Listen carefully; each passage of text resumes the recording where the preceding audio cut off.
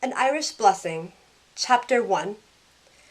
I never really understood the whole hype about the Titanic. I mean, yeah, it's tragic and it's sad and all, but come on, people die every day.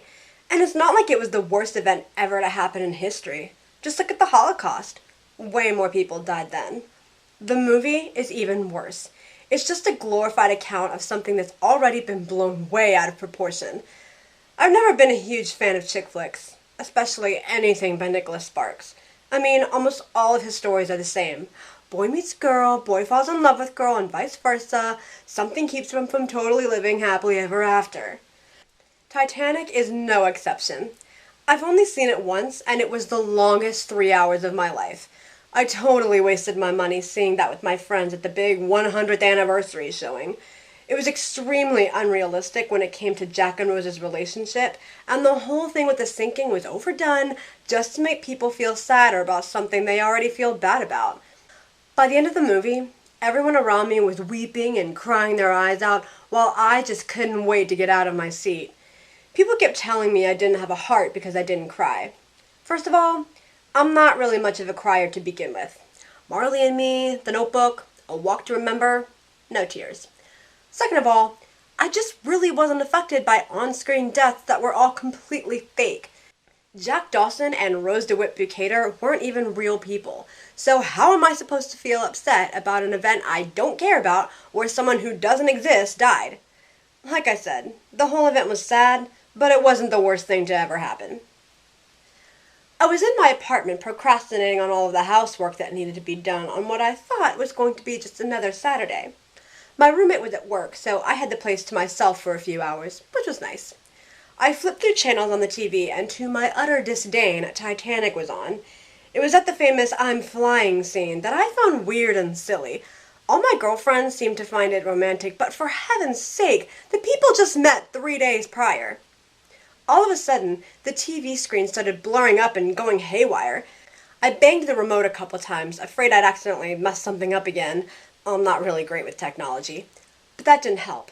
I was just about to unplug everything and get my roommate to fix it whenever she got back, when suddenly my world went completely dark. My head had never hurt so much before, which was saying something because I once got a migraine at my high school prom. I groaned and rubbed my temple. Hey, she's waking up! I turned my head and saw someone who looked a lot like a young Leonardo DiCaprio and a couple other guys next to him. Okay, I was a little freaked out now. Sure, seeing a Leonardo look-alike is every girl's dream, but why wasn't I in my apartment, and why were there 3 guys next to me? What's going on? Where am I? I looked down at myself. And what am I wearing? I muttered just loud enough for me to hear. I was wearing some kind of old red dress that people wore back in the early 1900s. It wasn't really ugly, but I certainly didn't own anything like it. Where had it come from? You slipped and hit your head. Mr. DiCaprio look-alike explained. I guess you were a bit excited about getting on Titanic. My head snapped over to look at him. What did you just say? I'm where? You're on Titanic. Don't you remember? You were there with me and Fabrizio when I won tickets for the 3 of us. No. No, I am not on Titanic. That's impossible. I know. I thought so too. But here we are. And we're finally getting home to America, just like we've been dreaming. I wanted to scream. I wanted to panic. But I found that my throat had constricted and I couldn't do anything. Myndi, are you okay? He knew my name. How did he know my name? Why was he talking about me being wherever he won tickets? I think I need some air. Yeah, that will probably do you some good. He helped me out of the bed, and then he and I and the other Italian dude went up on one of the decks where we faced the gorgeous ocean. I wanted an explanation, but I had to be careful how I got it so no one thought I was crazy, which I really hoped I wasn't. So, help me refresh my memory, make sure everything's okay. How did you and I meet? And how did we get here? We go way back. We've been friends for something like 5 years now, remember? I was in Santa Monica drawing portraits on the pier for 10 cents. You came up and asked me to draw you, but after I finished the drawing, you confessed that you couldn't afford to pay me. So in order to make it up to me, I took you out for a night in town. We had so much fun that we decided to start traveling together. It wasn't long after we met Fabrizio here, and he joined in our travels. As for getting on the ship, it was a poker game and I won the tickets. We just managed to get on the ship right before it set sail. But in all the rush, you fell and hit your head on the dock. Is any of this ringing a bell at all? Yep, that's, pretty much how I remember it all. I lied so he didn't think I had amnesia. The last thing I needed was for someone who said he was my friend to start thinking I was a total freak. Are you sure? You still look kind of lost. Nope, it's all coming back now. I had now come to one conclusion. I had been tossed into the Titanic movie. Of all the movies to somehow get tossed into, it had to be this one? That just wasn't fair. I'm all for meeting Leonardo DiCaprio in his prime, but seriously? Titanic? I couldn't even be in first class? I knew one thing. Making it to the end of the movie was my way home. So all I had to do was not form any relationships with anyone, get on a lifeboat when the whole women and children only policy went on, and survive the sinking. Then I would go home and get back to my own normal life with my roommate and her boyfriend. All would be well. Okay, so today was April 10th, 1912. Just 4 days to get through before the ship sank and I was back home. My memory of the movie was a little foggy since I'd only seen it once, and that was years ago. I couldn't even remember any of the characters' names except Jack and Rose. But if I was correct, then Jack went to meet Rose for a couple more days, and then he would somehow fall hopelessly in love in a matter of 2.5 days. Good for them. Myndi, are you sure you're all right? I'm fine. I guess I'm still in shock that we're actually on Titanic. It's so hard to believe. Believe it, because you and I were the king and queen of the world. King and queen, huh? No offense, Jack, but I think there's someone else out there who would much rather be your queen. Jack dramatically put his hand to his heart. You cut me to the quick. Okay, this was good. Slowly easing my way into my situation and accepting what has to happen. And bringing my natural snarkiness back into the picture. I wandered around the E-deck since third-class people weren't really allowed to go anywhere else, trying to pass the time. Seconds seemed to drag on painstakingly slow. These 4 days were going to take forever. I didn't have my phone or my computer or anything. There was nothing to do. I was out towards the railing and I did notice that someone had spilled some kind of drink onto the deck. I began to slip and my first thought was that Jack was never going to let me live this down.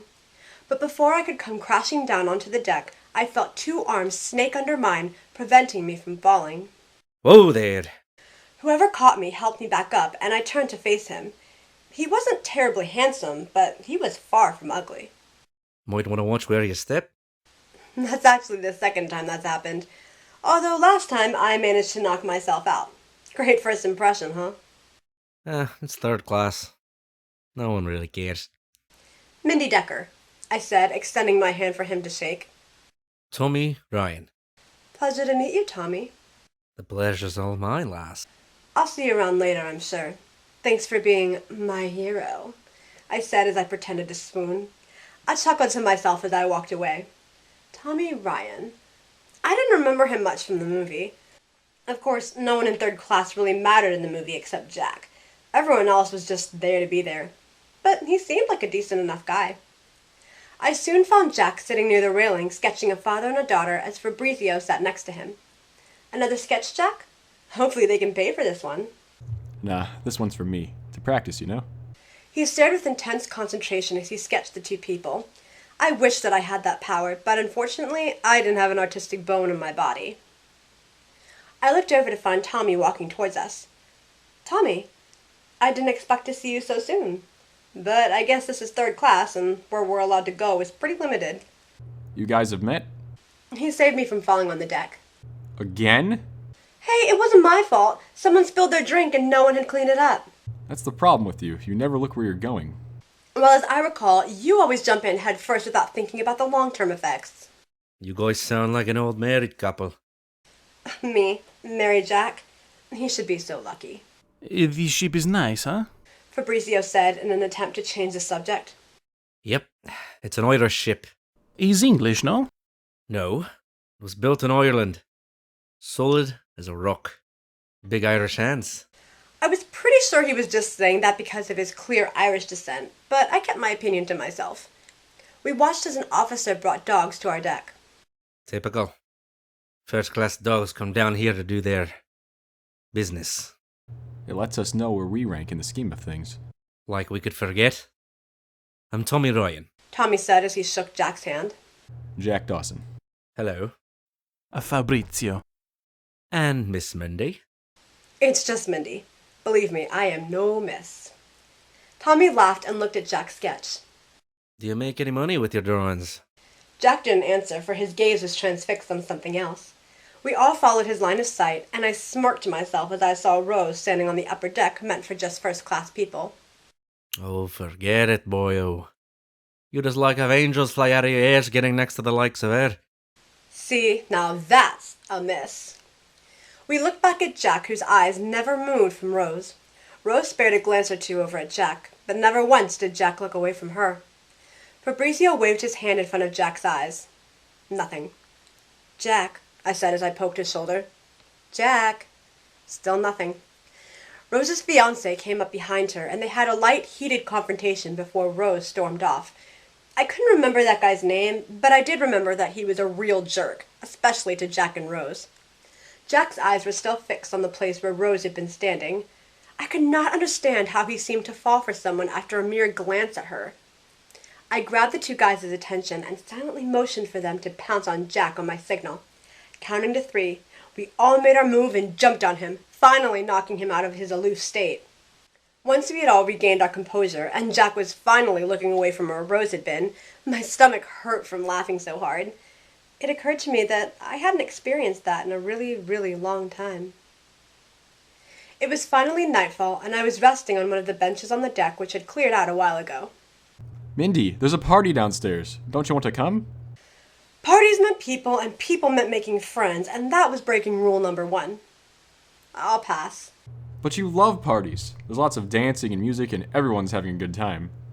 I just don't think it's a good idea considering what happened earlier today. Myndi, are you sure you're alright? That's the 100th time you've asked me that, you know. It's just that ever since we got on this ship, you've been acting a lot different. Normally, a possible concussion wouldn't stop you from going downstairs. Nothing would. It's been a long day. Maybe I just need some sleep and I'll be all better tomorrow. I hope so, because if you act strange for the whole trip, I'm getting off this boat and losing you. What are you talking about? You wouldn't last 30 minutes without me. I lasted several years without you before. Yes, but now that you know what it's like to have me in your life, there's no going back. Jack laughed and put his arm around my shoulder. Come on, let's turn in. You can go to that party if you want to. I'm sure I can survive a few hours without you. Nah, it wouldn't be the same without you there. You give me too much credit. And you don't give yourself enough. Tommy was right. We really did act like an old married couple. Which was weird because I'd only known the guy for a few hours. Sort of. As I lay in bed on the bottom bunk while Jack and Fabrizio slept above me, I couldn't stop thinking about my situation. I was scared about what was going to happen and if I would make it or not. I had to wonder what would happen if I ended up dying during the sinking. Would I die for real or just go back home? And if I did survive, exactly when would I go home? Psst, Myndi, are you awake? If I wasn't before, I would be now. Is that a yes? I rolled over so I could peer at the top bunk, and I found him looking over the railing. Yes, it's a yes. I can't stop thinking about the girl I saw today. Yeah, I know. You wouldn't look away from her even if your hair was on fire. I've never seen someone so beautiful. I'm offended. You know what I mean. She was perfect. I just have to be able to meet her. She's in first class, Jack. People like her don't end up with people like you and me. I thought back on the fact that I had been tossed into a movie. Of course, stranger things have happened. Will you shut up? One of our cabin mates muttered. Some of us would actually like to get some sleep. I giggled quietly as I looked back at Jack. Whoops. Haven't you ever seen someone and just felt like you'd die without them? For goodness sake, Jack, you haven't even met the woman yet. You don't even know her name. It's Rose. It doesn't matter. She's perfect. I can already tell. Just go to sleep. Maybe luck will find you tomorrow. I rolled back over and shut my eyes. Jack was crazy. No one could find real love that fast. And luck wasn't going to find anybody. Chapter 2. Myndi. Myndi, get up. I groaned and placed my pillow over my head. I had seriously been hoping that when I woke up, I would be back in my apartment and realize that I had just been dreaming about being in the Titanic movie. Go away. I'm going to get you out of bed one way or another. I said go away. Okay, you asked for it. Suddenly, I felt him grab my feet and yank me forcefully out of the bed, so I ended up tumbling onto the floor. You are so dead! I grabbed my pillow and started hitting him with it. Needing some way to defend himself, he grabbed the pillow off the top bunk and we proceeded to get into one huge pillow fight. Okay, truce! Truce! I win again. I let you win. Keep telling yourself that. Come on, let's go grab breakfast. We went to the third-class dining room, which was very small and crammed with people, and got ourselves some plates with a bit of potatoes and eggs. It wasn't a lot, but I guess that was to be expected. Tommy and Fabrizio came over to join us once we were parked on benches. Sleep well? I did, until someone presented me with a rather rude awakening, I said, looking at Jack. I warned you. It's not like it's the first time I've ever done that. Say, Myndi, you fancy a walk around the deck after breakfast? Normally, I probably would have said yes. After all, Tommy was a sweet guy, and I wouldn't mind getting to know him. But I had my rules, and that meant no friendships. You know, You'd be happy to. I looked at him with wide, angry eyes. I've got some more sketches to do, and I promised Cora that I'd play with her today, so she's all yours. I wanted to strangle him. He was not helping my case here. But if I just backed out, I'd look like a jerk, and we had enough of that from Rose's fiancé. So I swallowed all of the words I wanted to say to Jack and finished eating. Then Tommy and I started walking side by side around the only couple of decks we were allowed on. You've known Jack your whole life? Well, that's kind of complicated. But no, not my whole life. We've been traveling together for 5 years. Wow. Don't you ever wish for a permanent home? I'm kind of used to it. My dad was in the military, so we had to move around a lot when I was growing up. You know, before I met Jack. Trying to keep my story straight was really getting confusing, but I had to be careful not to slip up so no one suspected anything was wrong with me. Though, to be honest, I still wasn't sure there wasn't something wrong with me. A military man, you say? Mm-hmm. I'm very honored to be his daughter. And what about you? I can tell you're from Ireland, but what else is there to know about Tommy Ryan? Well, I grew up with me mum, dad, and 2 older brothers out on the farm in the country. We all got along well enough, but with 3 boys, we got into a lot of scraps with each other. I'm sure you did. But our father instilled us with hard-working hands and minds. He made sure to teach us how to be proper gentlemen, even if we didn't have much money as other people. He sounds like a nice man. He'd love you. Maybe one day you'll get to meet him. I hated it when people talked about the future on this ship. It just reminded me of what we were about to face in now 3 days. You alright, lass? I'm fine, I said with a fake smile. I ain't blind, you know. I can see that you're lying. Did I scare you with the talk of meeting my father? Really, Tommy, I'm okay. I'd love the chance to meet your father. We ended up walking around in circles on the deck for hours, each of us trading stories about our lives before Titanic. I had to be careful with what I said because I wasn't exactly sure what parts of my history had transferred to this timeline I had with Jack. But for the most part, I was able to talk freely with Tommy. I hadn't felt so comfortable around someone in a while, which was extremely problematic. The closer I became to him, the harder it would be to say goodbye when the ship sank. But I just couldn't find it in myself to leave him. Conversation came easier with him than it did with my roommate, which I couldn't understand because I'd only met him yesterday, and I'd been friends with my roommate for 4 years. We grabbed some lunch together, and when we sat down on one of the benches, we got to talking even more. There were hardly any awkward pauses, and between the 2 of us, we never ran out of things to say. In fact, I hadn't realized how long we'd been talking until people started trickling in to get their dinner. Myndi, Tommy! We turned to find Jack and Fabrizio walking towards us. I haven't seen you since breakfast. Yeah, we just got to talking and lost track of time. Jack raised his eyebrows knowingly, and I wanted to punch him. There was nothing going on between me and Tommy, nor would there ever be. I wouldn't allow anything to happen. What about you? Was spending time with Cora fun? That little girl has more energy than anyone I've ever met. She made me chase her around the deck several times, and she actually managed to lose me twice. That's adorable. Get any sketches done? A couple. I got one of this man lying on a bench, another of a woman by the railing. And now for the most important question. Did you see that girl at all? Jack's face deflated quicker than I thought possible, but I was thankful he didn't notice my slip-up. No, I kept a close eye on the first deck, but she never showed her face. She is first class. She's probably with the high-floating society folk all talking about how much money they have. No, she was different. Jack said with a dreamy look on his face. I rolled my eyes. You're crazy. You've only seen this girl once and you're acting like a lovesick puppy. Love is never logical. This isn't love. Real love takes time. And some people are lucky enough to find love faster than others. I'll believe it when I see it.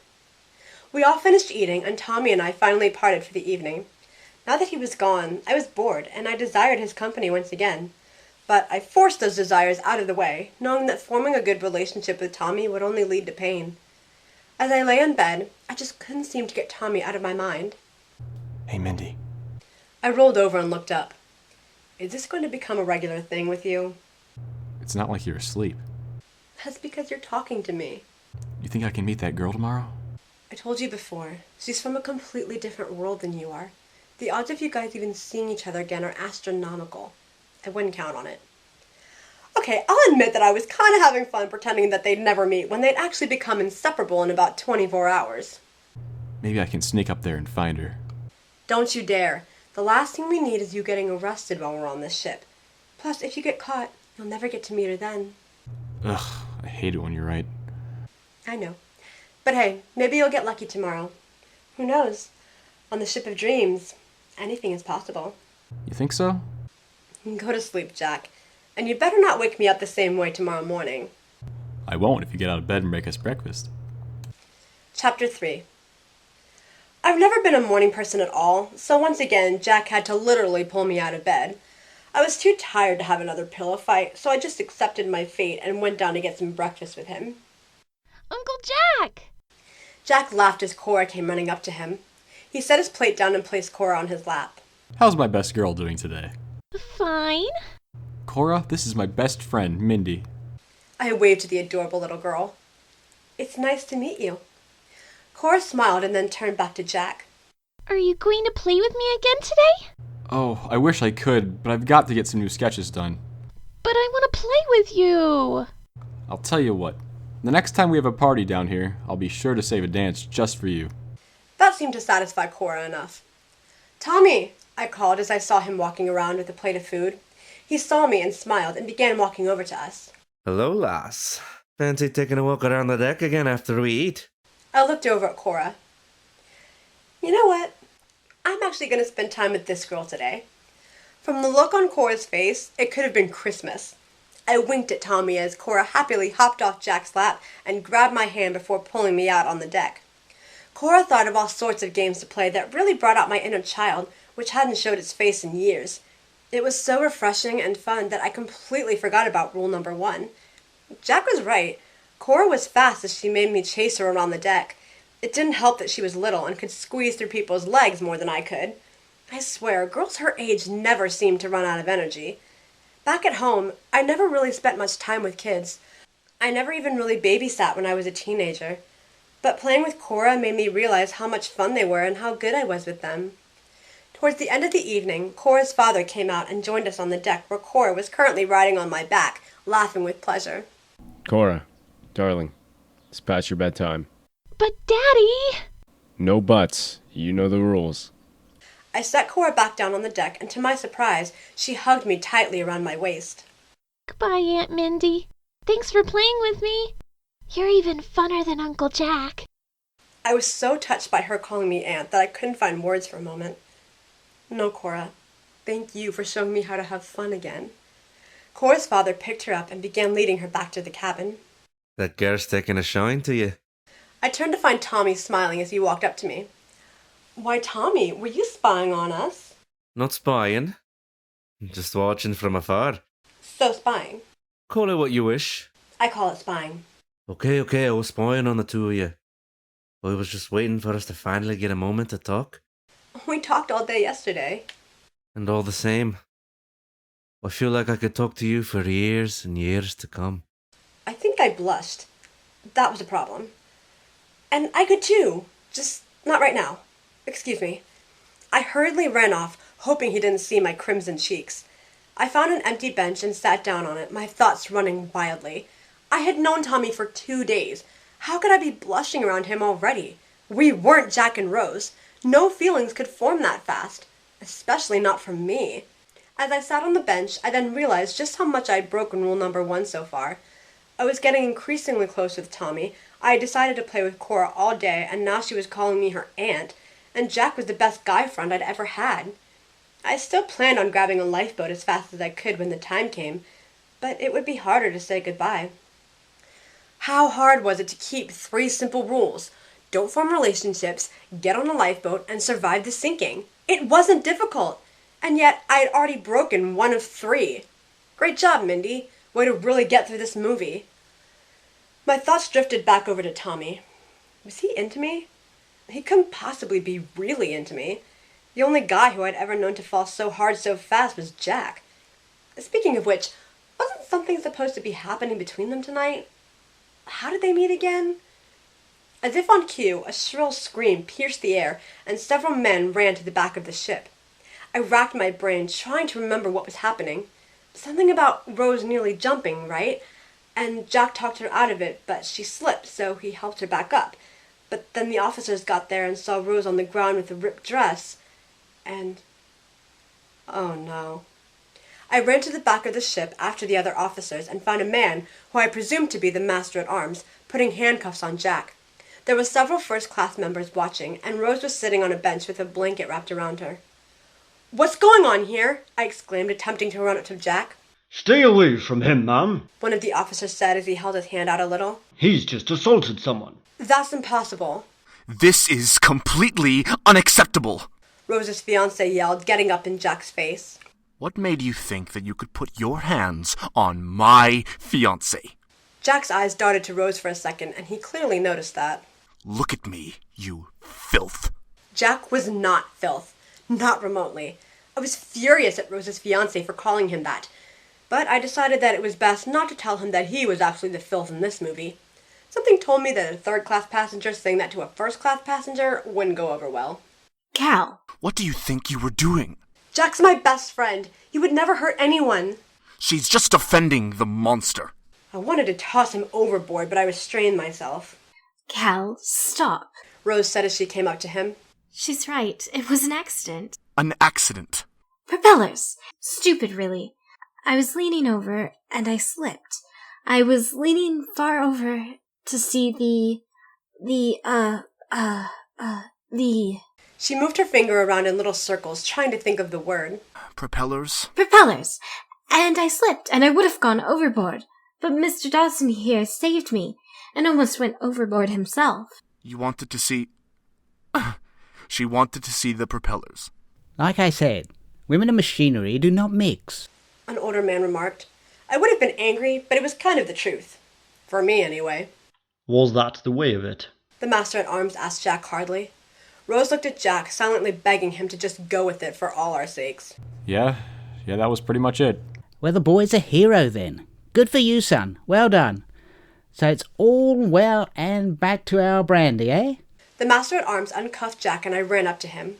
He gently put his arm around me, but not romantically, of course. He would never even consider doing anything that resembled a romantic gesture in front of Rose. Cal wrapped his arms around Rose. Look at you. You must be freezing. Let's get you inside. Perhaps a little something for the boy? Of course. Mr. Lovejoy, I think a 20 should do it. Another gentleman with Cal started pulling out some cash to give to Jack.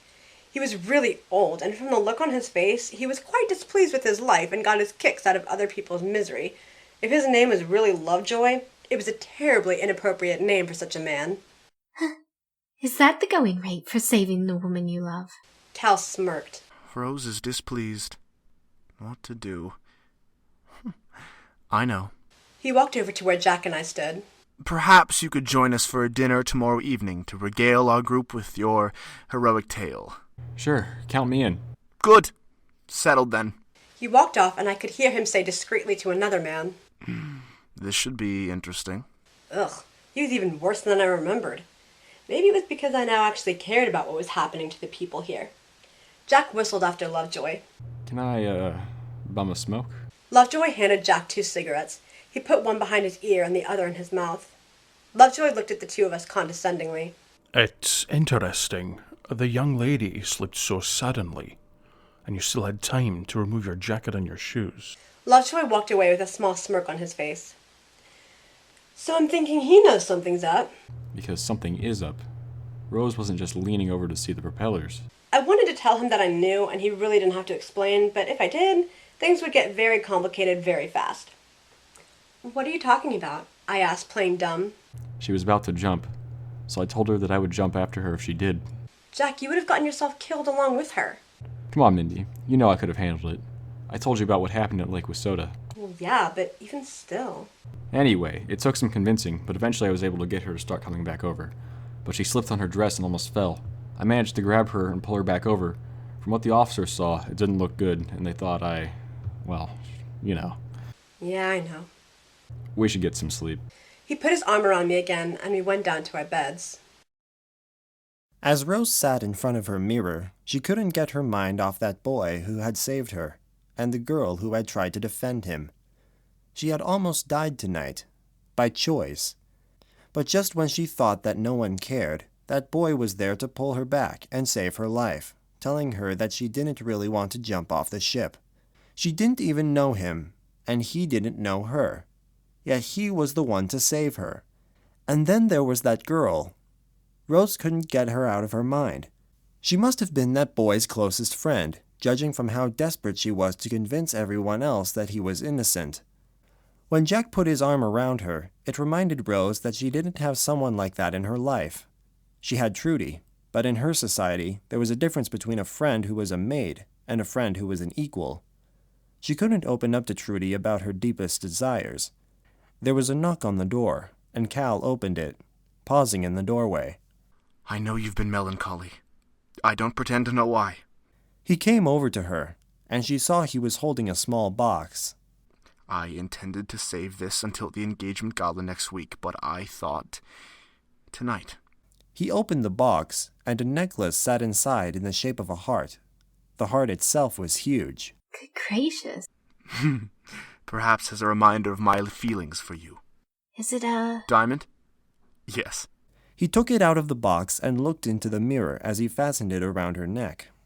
56 carats to be exact. It was worn by Louis XVI, and they called it Le Cœur de la Mer. The heart of the ocean? Yes. It's overwhelming. She was referring to her whole lifestyle, but needless to say, Cal didn't take it that way. Well, it's for royalty. We are royalty, Rose. He leaned down and put his elbow on her vanity. You know there's nothing I couldn't give you. There's nothing I'd deny you if you would not deny me. Now open your heart to me, Rose. Rose looked back at her reflection and began fingering the large jewel around her neck. As beautiful as it was heavy, and she felt as if it was tightening around her neck until she couldn't breathe. It was strange. Many people in third class would kill each other to get their hands on the diamond, but now that it was in Rose's possession, she didn't want it. It just served as a reminder of the life she had been forced into. She often wondered if she would long to be in first class if she had been born a third-class girl. From what she saw from that girl, she was happy enough in third class. She had someone to look out for her, and vice versa.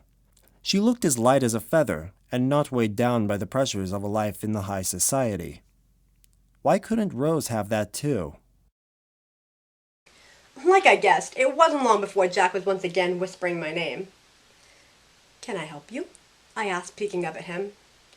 I just wanted to say, thanks for defending me back there. Of course. What are friends for? Rose. What a perfect name for a perfect girl. I told you anything was possible. I'm sure that wasn't exactly the meeting you envisioned, but hey, you got to talk to her. What's going on with you and Tommy anyway? I beg your pardon?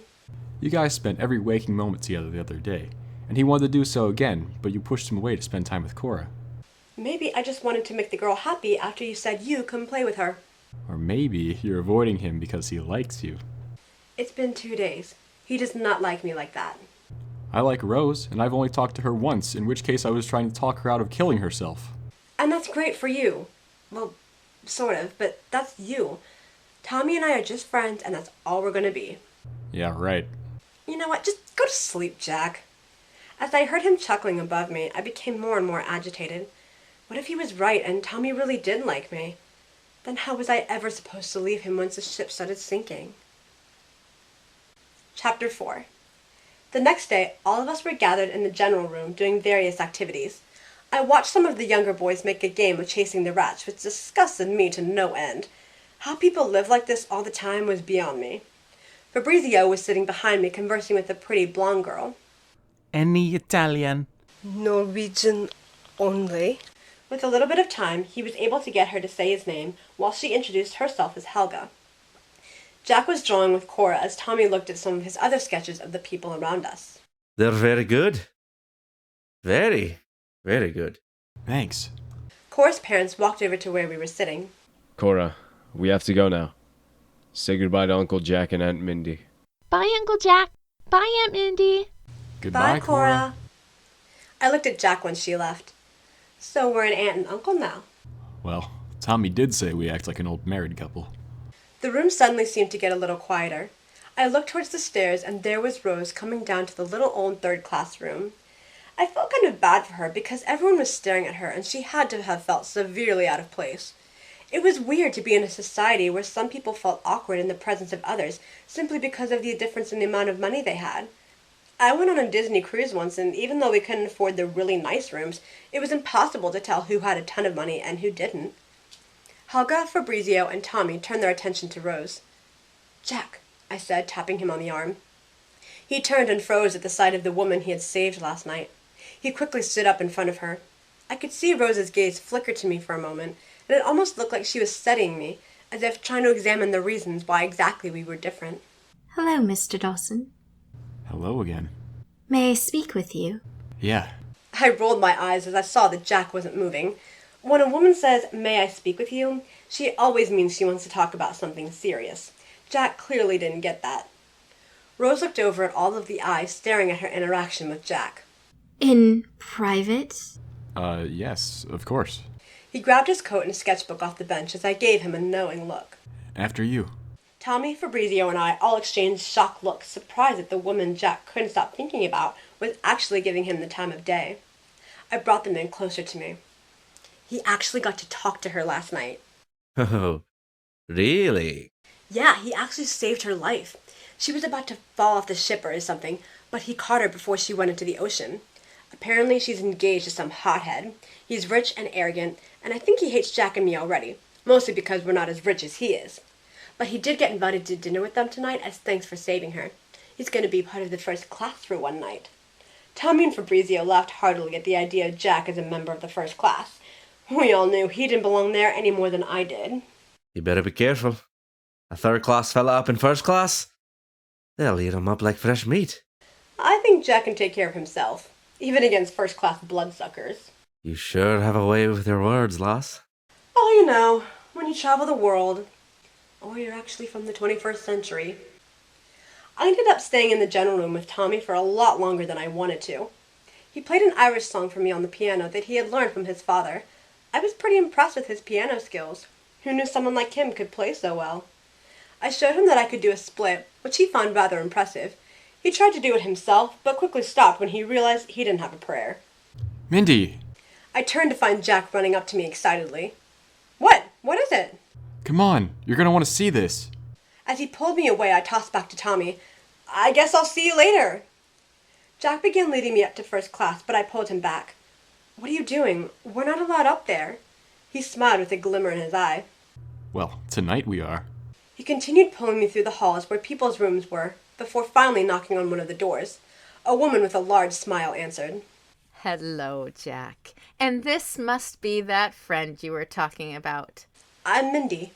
Call me Molly. Come on in. Jack and I entered her room, and I was surprised when I realized just how much bigger and nicer everything was compared to third class. She had this room all to herself, while we had 5 people crammed into one room and 4 beds.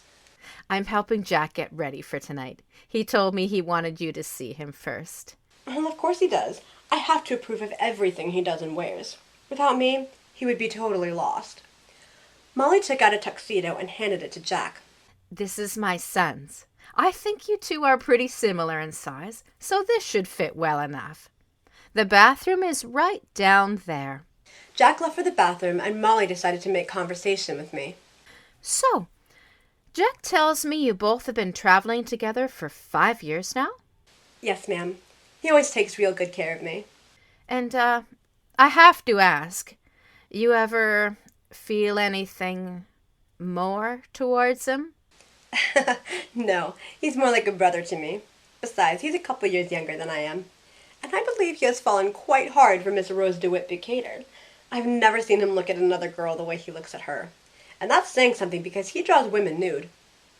Although, I beg you to please not mention that at dinner. Or let him know that I told you that. Of course not. That will stay in this room. You're not like the others, Molly. Why are you being so nice to us? Well, we're all people in the Lord's eyes, and if he doesn't see a difference, then I don't either. Very well said. Jack came back into the room with the tuxedo on and his hair slicked back. He looked a lot better with his hair naturally, but he was going to be in first class, and he was expected to look like that. That was one reason why I couldn't be in first class. Sure, dressing up is fun every now and again, but constantly having to look flawless? No thanks. Wow, you clean up nice. I was right, Molly exclaimed as I helped Jack put the jacket on. You and my son are just about the same size. Pretty close, Jack said, looking at himself in the mirror. I had to admit that he did look really, really handsome. I always was a sucker for a guy in a tuxedo. But alas, his heart was taken. I knew that from the beginning. Molly stood behind him. You shine up like a new penny. She laughed with pleasure at how much different he looked. What do you think, Myndi? Jack asked, turning to face me. Could I pass for one of them? Surprisingly enough, you could. You're amazing, Molly. Thank you, ma'am. Now, we should get going. Believe me, you do not want to make these people wait. All right, I can't wait to hear all about it. You look after him now. Jack and Molly left to go to the first-class dining room, while I went back to third class to grab some dinner of my own, which I knew wouldn't be as nearly as extravagant as what Jack was going to get. Chapter 5. Tell us of the accommodations in steerage, Mr. Dawson, Rose's mother said as Jack sat down at the table. I hear they're quite good on this ship. Jack looked at the woman with a thin smile, knowing full well how much she disapproved of him. The best I've seen, ma'am. Hardly any rats. Jack smiled as the others laughed at his small joke. If only it was a joke. Mr. Dawson is joining us from the third class. He was of some assistance to my fiancée last night. It turns out Mr. Dawson is quite a fine artist. He was kind enough to show me some of his work today. Rose and I differ somewhat in our definition of fine art, not to impugn your work, sir. Jack shook his head, knowing full well that Cal didn't really care if he offended him or not. Rose cleared her throat and discreetly motioned for him to take his napkin off his plate so the waiter could serve him. He did so, trying his best to make it look like he knew what he was doing. He secretly wished Myndi had been invited to dinner too. He could do with her sarcasm and wit to lighten the mood right about now. But if he was lucky, Tommy was downstairs doing his best to win her over. It was so obvious that there was an attraction between them. Why did that girl have to be so stubborn? She may be mine on paper, but in the eyes of God, she belongs to Thomas Andrews, Mr. Ismay said to the group. Jack looked down at the several utensils beside his plate. He could only imagine what Myndi would have said about having so many. He leaned over to Molly. Are these all for me? Just start from the outside and work your way in. He knows every rivet on her. Don't you, Thomas? Your ship is a wonder, Mr. Andrews, truly. Thank you, Rose. The waiter began serving everyone caviar. And how would you like your caviar, sir? No caviar for me, thanks. Never did like it much. He recalled the time where he and Myndi were outside a fancy restaurant, joking about how anyone in the world could possibly like a food that was basically fish eggs. And where exactly do you live, Mr. Dawson? Well, right now my address is the RMS Titanic, where I live with Myndi Decker, my best friend for several years now. After that, we're on God's good humor. And how is it that the two of you have means to travel? I work my way from place to place. You know, tramp steamers and such. And Myndi helps me out to earn some money herself. She can do pretty much anything she sets her mind to. but I won our tickets on Titanic here at a lucky hand at poker. A very lucky hand. He looked at Rose for a second at the last sentence, and she quickly began blushing. All life is a game of luck. Cal shook his head. A real man makes his own luck. Right, Dawson? And you both find that sort of rootless existence appealing, do you? Rose's mother continued with her attempts to make Jack look bad. Molly eyed her down angrily, remembering her promise to Myndi that she would look after Jack. Jack took a small breath and tried to think of only good things to say. Well, yes ma'am, we do. I mean, we got everything we need right here with us. Got air in our lungs and a few blank sheets of paper for me. We got each other. I mean, we love waking up in the morning, not knowing what's going to happen, or who we're going to meet, where we're going to wind up. Just the other night, we were sleeping under a bridge, and now here I am on the grandest ship in the world having a champagne with you fine people, while she's busy making some new friends of her own. Everyone, minus Rose's mother, laughed while Jack turned to the waiter and held up his champagne glass. I'll take some more of that. He turned back to everyone at the table. I figure life's a gift, and we don't intend on wasting it. You never know what hand you're going to get dealt next. You learn to take life as it comes to you. Here you go, Cal. He tossed him a lighter when he noticed that he wanted to light a cigarette. To make each day count. Here, here. Rose lifted up her champagne glass. To making it count. To making it count. Everyone said in unison as they all held up their glasses. Jack smiled, knowing Myndi would be proud of how well he was handling the situation. Although she would have been more than furious at how Rose's mother was trying her hardest to embarrass them. He chuckled to himself, just thinking about all the things she would say, or at least would want to say, to the woman. Jack knew that there was something off about Myndi ever since they had boarded the ship. It wasn't really bad. It was just different. She was still her usual sarcastic self, but she didn't seem exactly like the person he had spent all of his time with. He was passing it off as excitement or disbelief that they were on their way to America, or even the possibility that she was falling for someone. But whatever it was, he wanted to find out. As the night continued, Jack told the others how he met Myndi, and how they had been inseparable ever since. They were almost like family, but he made sure to include how they were not attracted to each other romantically. He said that for Rose more than anything. He didn't want her thinking that he was interested in her, because he certainly was. Next, it will be brandy in the smoking room. Colonel Gracie stood up from the table. Well, join me in a brandy, gentlemen? The other men voiced their agreements and stood up as well, as Jack and Rose smirked at each other. Rose smiled. Now they'll retreat in a cloud of smoke and congratulate each other on being masters of the universe. Ladies, thank you for the pleasure of your company. Cal went behind Rose's chair. Rose, may I escort you back to the cabin? No, I'll stay here. Jack stood up and handed Molly back the pen she had lent him. Here you go, Molly. Joining us, Dawson? You don't want to stay out here with the women, do you? Jack smiled, knowing exactly how Myndi would think of that little comment. No thanks. I've got to be heading back. Ah. Probably best. It'll be all business and politics, that sort of thing. Wouldn't interest you. He walked past him. He called, But Dawson? Jack turned, and Cal tossed him back his lighter. Good of you to come. Jack tucked the lighter back in his pocket and went over to Rose, wondering how business and politics could possibly interest anyone. Jack, must you go? Time for me to go row with the other slaves. Besides, I believe Myndi will be missing me. She can't be without me for too long, you know. Good night, Rose. He gently took her hand and kissed it, discreetly slipping a piece of paper into her palm. As he walked away, he looked back at Rose to make sure she read the note. Seeing the expression on her face, he went to go wait at the top of the grand staircase for her. While he waited, he kept getting more and more antsy. He couldn't wait to tell Myndi all about his night, and to introduce her to Rose. He was sure the two women would get along perfectly. Hearing footsteps behind him, he turned and smiled when he saw Rose approaching him. So, you want to go to a real party? Chapter 6. I ended up getting some baked potatoes with some roasted pork and apricots. It wasn't long after I found a place to sit when Tommy came and joined me. So what did Jack want? He wanted my opinion on his new outfit. There's a first-class passenger who lent him a suit for tonight.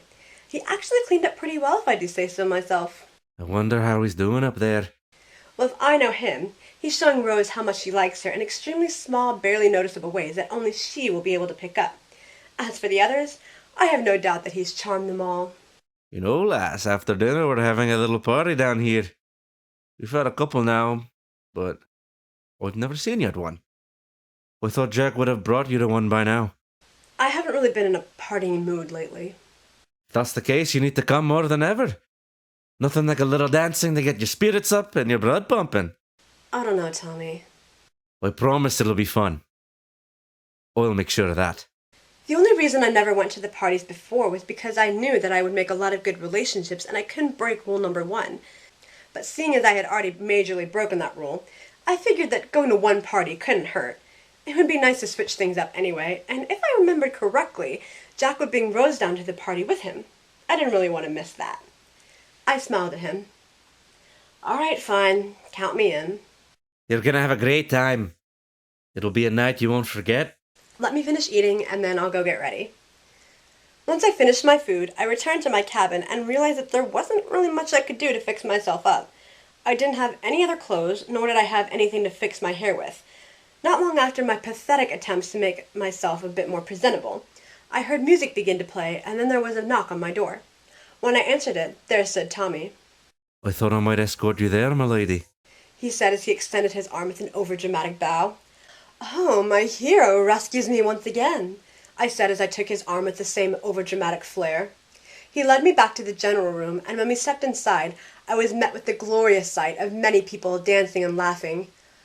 Oh, I love this kind of music, I exclaimed, hearing the clear, lively Irish tune float around the room from the band. A girl after my own heart. I laughed, and we found a place for us to sit. Tommy handed me a beer, and I hesitantly took it. I'll be honest with you. I've never had a beer before. What? I know. I'm an adult and I've never had a beer. It's shocking. Well, I suppose it's annoyed for first times. I took a small sip, and I felt as if the liquid was burning a hole in my esophagus. I began choking and coughing. And now I know why. Tommy laughed and took the glass from me. I guess that's not for you. Hey, Tommy, check out who's coming down the stairs. He looked over, and we both saw Jack escorting Rose down to the lower level of the ship. She looked a bit on edge at such a drastic change in environment, but she looked more excited than anything. Looks like that dinner was quite successful. I watched Cora run over to Jack excitedly, and I chuckled as I remembered the promise he had made to her. After sitting Rose down at one of the tables, Jack took Cora's hand and began dancing with her, which was one of the cutest things I had ever seen. Fabrizio began dancing with Helga while some other men jumped up onto the makeshift stage and danced for everyone. While many people in this room couldn't communicate with each other, dancing was a universal language and broke that barrier. A very fast-paced Irish song began playing, and I loved the way it sounded. I had loved Celtic music ever since I could remember. I took after my dad on that one. Shall we dance? Oh, no, I couldn't. I'd be embarrassed. Nonsense! Tommy took my hand and lifted me up from my seat and pulled me close to him. Before I could even protest a little, he led me in a dance all around the room. I don't know what I'm supposed to do, I said over the music. Neither does anyone here. That's what makes it fun. I didn't really know the dance he was trying to do, but I was having fun all the same. I couldn't stop laughing, and before long I could feel my body start to ache from the laughter and the dancing, even though I hadn't been going that long. The song ended, and we all applauded the band. Breathing heavily, I stood to the side as an even faster Irish song started up. I haven't danced like that in a really long time. You're a pretty good dancer. Better than most, anyway. Thanks. I've had some practice. I looked over to where Jack and Rose were. Tommy, I said as I lightly hit him on the chest. Look. We looked over and saw Jack and Rose dancing just as fast as Tommy and I had been dancing not even a few minutes ago. We exchanged shocked looks at the understanding that Jack may actually have a shot with Rose. I noticed that Rose looked so much more open than when I had seen her last. She was so much more relaxed, and she was actually having fun. I had to say that if I had to choose between life in first class or life in third class, I'd probably choose third just because they have more freedom to actually have a good time. Besides, I would never fit in with those people up there, not even remotely. Not when I had a naturally sarcastic attitude. Fabrizio and Helga got up on the stage and happily danced with each other. Looked like Fabrizio was finding a little romance of his own. Then Jack pulled a reluctant Rose up onto the stage with him. Jack began doing what looked like a tap dance in time with the music. To be honest, he was average at best, but at least he was trying. Rose watched with amusement, then she took off her own shoes and began doing the same dance. Again, Tommy and I looked at each other, surprised that someone like Rose had such dancing ability. She was better than Jack. Jack and Rose held hands and began spinning in circles as they laughed together. "Come on," I said, taking Tommy's hand. What are you doing? "Come on!" He tried to resist me, but I managed to pull him up onto the stage with me. I started doing a fast-paced Irish dance in time with the music, my feet giving satisfying rhythmic clicks on the wooden surface.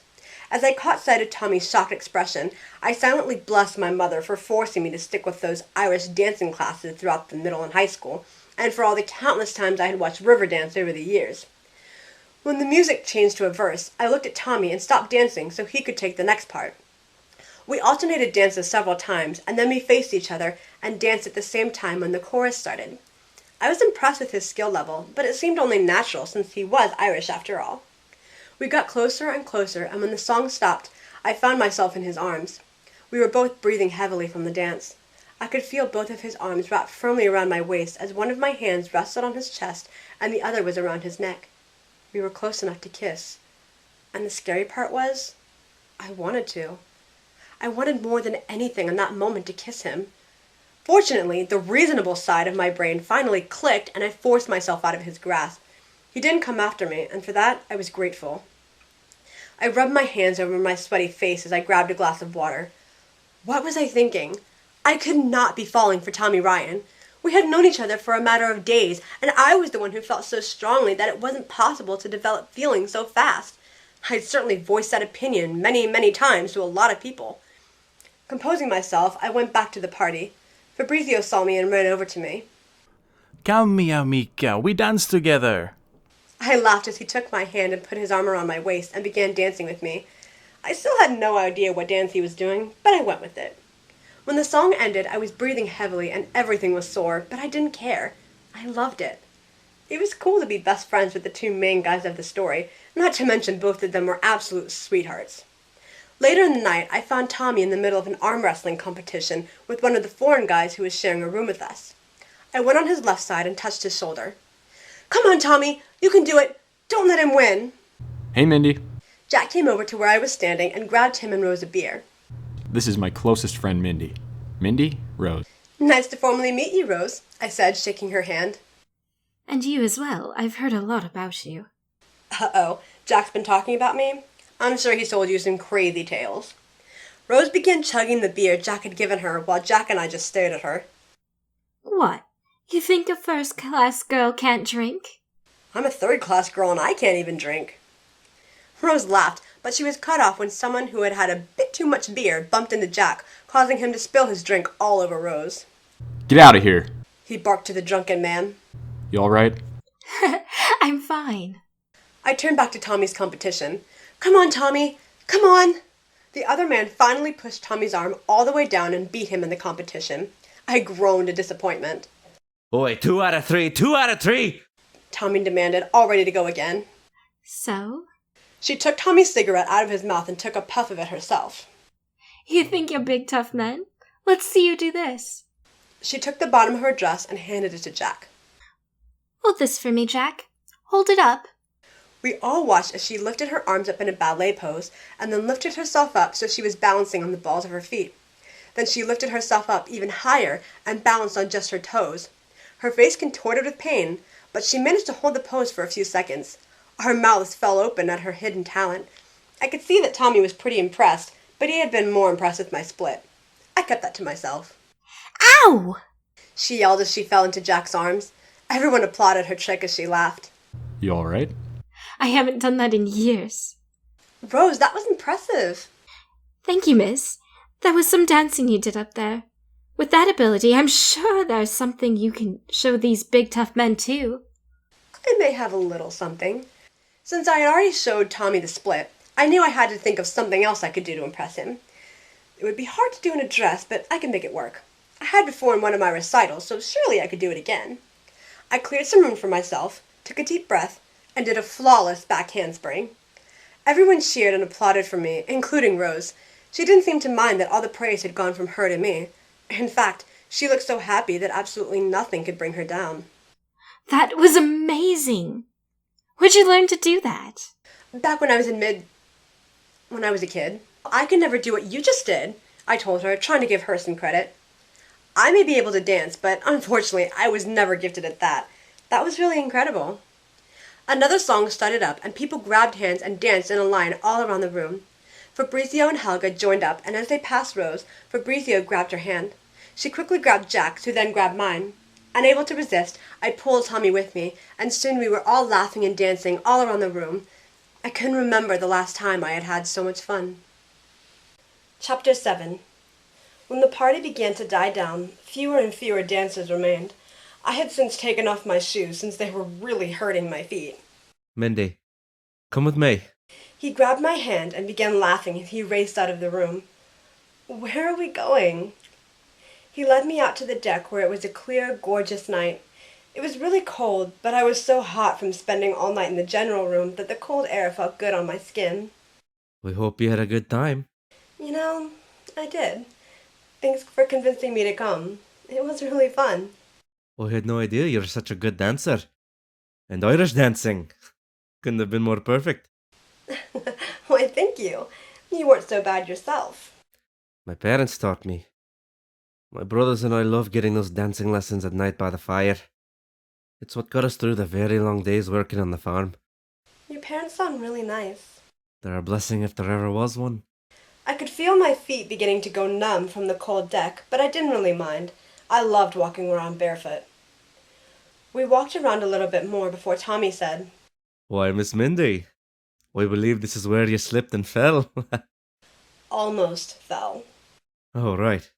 Because you were lucky enough that I was there.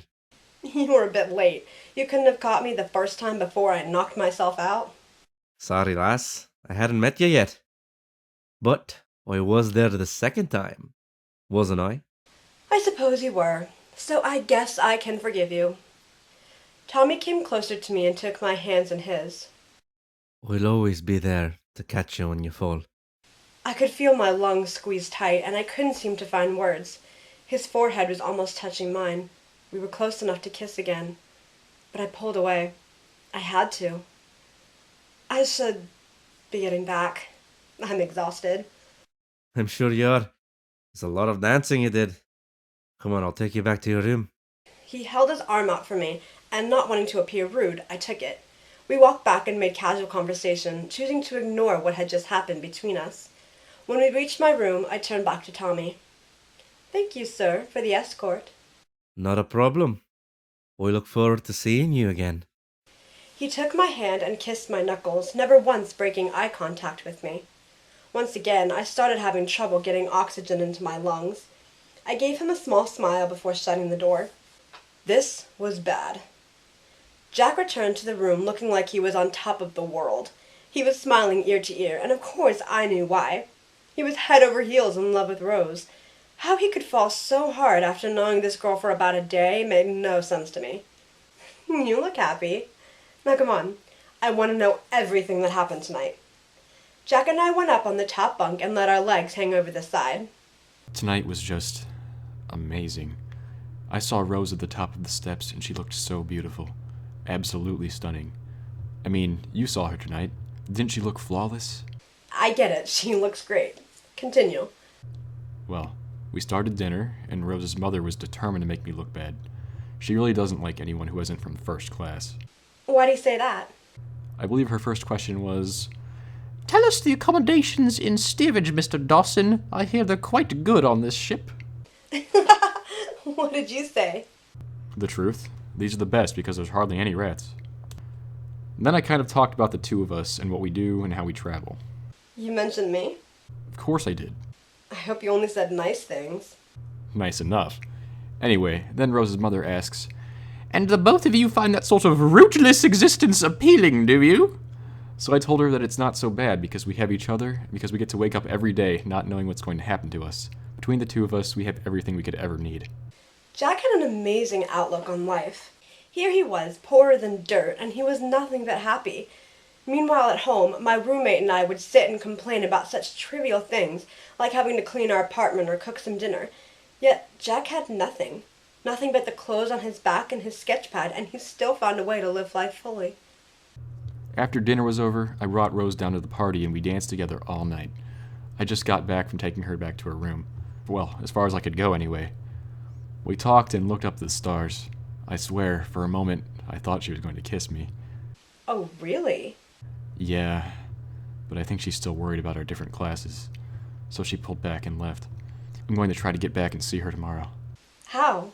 You're still third class. Well, if I got up there once, maybe I can get up there again. You can try. I won't stop you from doing that, especially since I know that I couldn't even if I wanted to. You're right. Well, I'm glad you had such a good time with her. This really is the ship of dreams. Speaking of which, I saw you and Tommy together. Care to share? It's nothing. Oh, it's something. It's never nothing with you. Okay, maybe he's kind of into me. We talked and stuff while you were off with Rose all day, and then we had dinner and he invited me to the party. Oh, so you come when he invites you, but not when your best friend does. He was really convincing, okay? Anyway, I love Irish music, and since he's from Ireland, he ate that up, and he insisted I dance with him. Okay, and what about all that impressive dancing on stage with him? I believe that was you who pulled him up there? I saw you and Rose dancing together, and I wanted to do it too. We had nothing on those moves you were doing up there. And doing that backflip later, I think you wanted to impress him. Well, you would be wrong. Really? Then what was all that when the song was over? You think I didn't notice how you two were looking at each other? You were practically begging him to kiss you. I was not. Anything else happened after the party was over? He took me out on the deck, and we talked for a little bit, and then he walked me back. And? And what? What are you leaving out? Nothing. I know you're lying. Okay, fine. He may have gotten close to me at one point and almost kissed me. You happy? I'll be happier when you admit that you like him.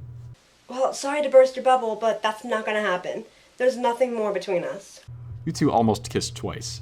That clearly means there's something there. Well, if there is, then that's too bad, because I won't let anything happen. You're so difficult. I can't understand why he even fell for you. Yeah, I was wondering the same thing about Rose. Chapter 8. As Rose let Trudy lace up her corset, her mind kept traveling back to last night and her earlier encounter with Cal. All that time she had spent with Jack had been the best time of her life, and seeing Myndi so happy and free made her long for a life just like hers, free from people like Cal, who felt they could control her every thought. The door opened, and her mother stepped in. Tea, Trudy. Yes, ma'am. She stepped away, and her mother began lacing up the corset. It wasn't hard to see that she wasn't in a good mood as usual, because she started lacing it up tighter and with more force. You're not to see that boy or that girl again. Do you understand me? Rose, I forbid it. Oh, stop it, Mother. You'll give yourself a nosebleed. Her mother whipped her around. This is not a game. Our situation is precarious. You know the money's gone. Of course I know it's gone. You remind me every day. Your father left us nothing but a legacy of bad debts, hidden by a good name. That name is the only card we have to play. I don't understand you. It is a fine match with Hoakley. It will ensure our survival. Rose didn't want to survive. She wanted to live. How could you put this on my shoulders? She wanted to tell her mother how fearsome Cal had been to her not long ago, and how much he had truly scared her, but she knew that it would just fall on deaf ears. Why are you being so selfish? I'm being selfish. Her mother was the one who never seemed to care how she ever felt. Do you want to see me working as a seamstress? Is that what you want? Rose sighed to herself. Her mother was going to guilt her into marriage yet again with tears. To see our fine things sold at auction? Our memories scattered to the winds? She turned and put her hand on her mouth. Rose sighed again. While she didn't want to lose what good memories she had, she couldn't stop thinking about Jack and Myndi. They had no fine things, no memories they could hold in their hands, and yet they were both happy. Myndi was free to do whatever she wanted. And she had Jack by her side throughout it all. She could marry someone she loved. She wasn't bound down by the rules of society. She didn't have someone telling her to make a name for herself. It's so unfair. Of course it's unfair. We're women. Our choices are never easy. She lightly kissed her daughter on the cheek before resuming lacing up the corset. Her mother must have heard about her late-night adventure from Cal. She was disgusted that she had sent Lovejoy to find her. He simply didn't trust her. What kind of marriage would that be where she wasn't even allowed a little bit of freedom to go and do things on her own, without someone constantly keeping tabs on her? And now that her mother knew that she was friends with Myndi as well as Jack, she was cutting off those ties. It was so frustrating. She couldn't even choose her own friends. She had to be friends with only the highest in society. Myndi was nice to her, despite their difference in class and age. She was open and honest, and she was gorgeous, even in that inexpensive dress she wore. She felt like, given the choice, she would trade all of it away to get to experience what Jack and Myndi had. I don't think I've ever hated being in third class so much. Jack lamented to me after his failed attempt to see Rose. I'm sorry, Jack. We're just not part of their world. If she had just seen me, then maybe I could have spoken to her. Not with Cal and Lovejoy there. Ugh, those men are thorns in the side of this world. Have I mentioned that I want to toss them both overboard? Or at least kill them with my sharp words? I've got to see her, Myndi. I just have to. I need to tell her exactly how I feel. You've known her for 2 days. I've never been more sure of anything. Just trust me, okay? I sighed, knowing there was no way to talk him out of it. Fine. What do you need me to do? I need to get to first class without anyone seeing me, especially Cal or Lovejoy. Just long enough to find Rose. If I'm with her, I should be fine. We started heading towards the first class deck and ended up passing Tommy and Fabrizio along the way. Where you headed? Jack is going to see Rose and I can't make him see sense. By now, we had just reached the sign telling third-class passengers they were not allowed on the deck. She's a goddess among mortal men, there's no denying. But she's in another world, Jack. Just forget her. She's up there closing the door. Forget her. Jack hopped up on a part of the ship to see the deck. He looked around frantically, and I had never seen him so determined before. He's not being logical, I tell you. Amore is no logical. He got that right. Tommy, you said that yourself. Tommy and Fabrizio lifted up Jack's legs and hoisted him up onto the first-class deck. He went off as fast as he could before he got caught. As we were all about to return to our own deck, one of the officers caught us. Hey, you! Get back where you belong! Hey, we go. Fabrizio said, quickly holding his hands up in surrender as we all went back down the stairs. Touchy. Come on, lass. Tommy said, taking my hand. Let's go somewhere where we're actually wanted. See, and I've got my own girl waiting for me. Fabrizio laughed before bounding off to find Helga. Everyone's getting some romance on this ship. Everyone? Why had I said that? I walked right into this one. I suddenly wished we could hit the iceberg right now so I could avoid this conversation. Jack and Fabrizio, anyway, I said, hoping he would just drop it. What about you? Me? Well... Myndi, I can't put it off any longer.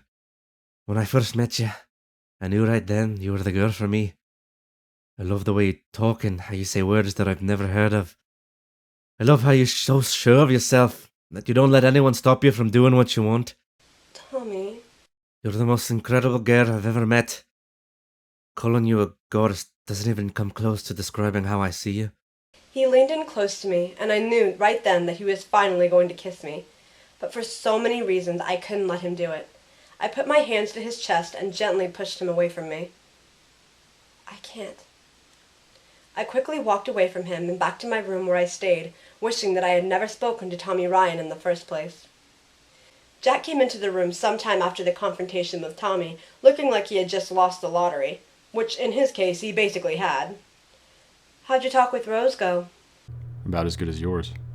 When he saw my confused expression, he continued. Tommy told me what happened. I looked away from Jack. He wasn't supposed to fall for me. Did you fall for him? I can't fall for him. Yes, you can. You just have to let yourself. Jack, you don't know me. Yes, I do. No, you don't. At least, Not as well as you think you do. I know you well enough to know this has to do with what happened with Nate. I looked up at him. It had never occurred to me that Jack would know the reason why I couldn't fall for Tommy. It wasn't just because I knew what was going to happen in a few hours. There was a lot more to it than that. I watched him hurt you, and it tore me apart. You're like a sister to me, so seeing you so beat up after what he did to you was something I'll never get over. But I don't want you to completely give up on everyone. Not everyone out there will do what he did. I promise. And from what I've seen, Tommy likes you, and you like him. Don't let what happened with Nate ruin the amazing thing you could have with Tommy. I had not expected that to come out of his mouth at all. I hated it, but I knew that he was right. I could deny it as much as I wanted. The solid truth was that I had fallen hard for Tommy Ryan. Jack left, and judging from the time, I guess he went up to the bow. To my surprise, I saw Rose walking along the third-class decks. Myndi, thank goodness it's you, she said as she caught sight of me. I'm looking for Jack. Do you know where he is? I think he's at the bow. You could look for him there. Thank you. I wanted to ask you something. I have feelings for Jack.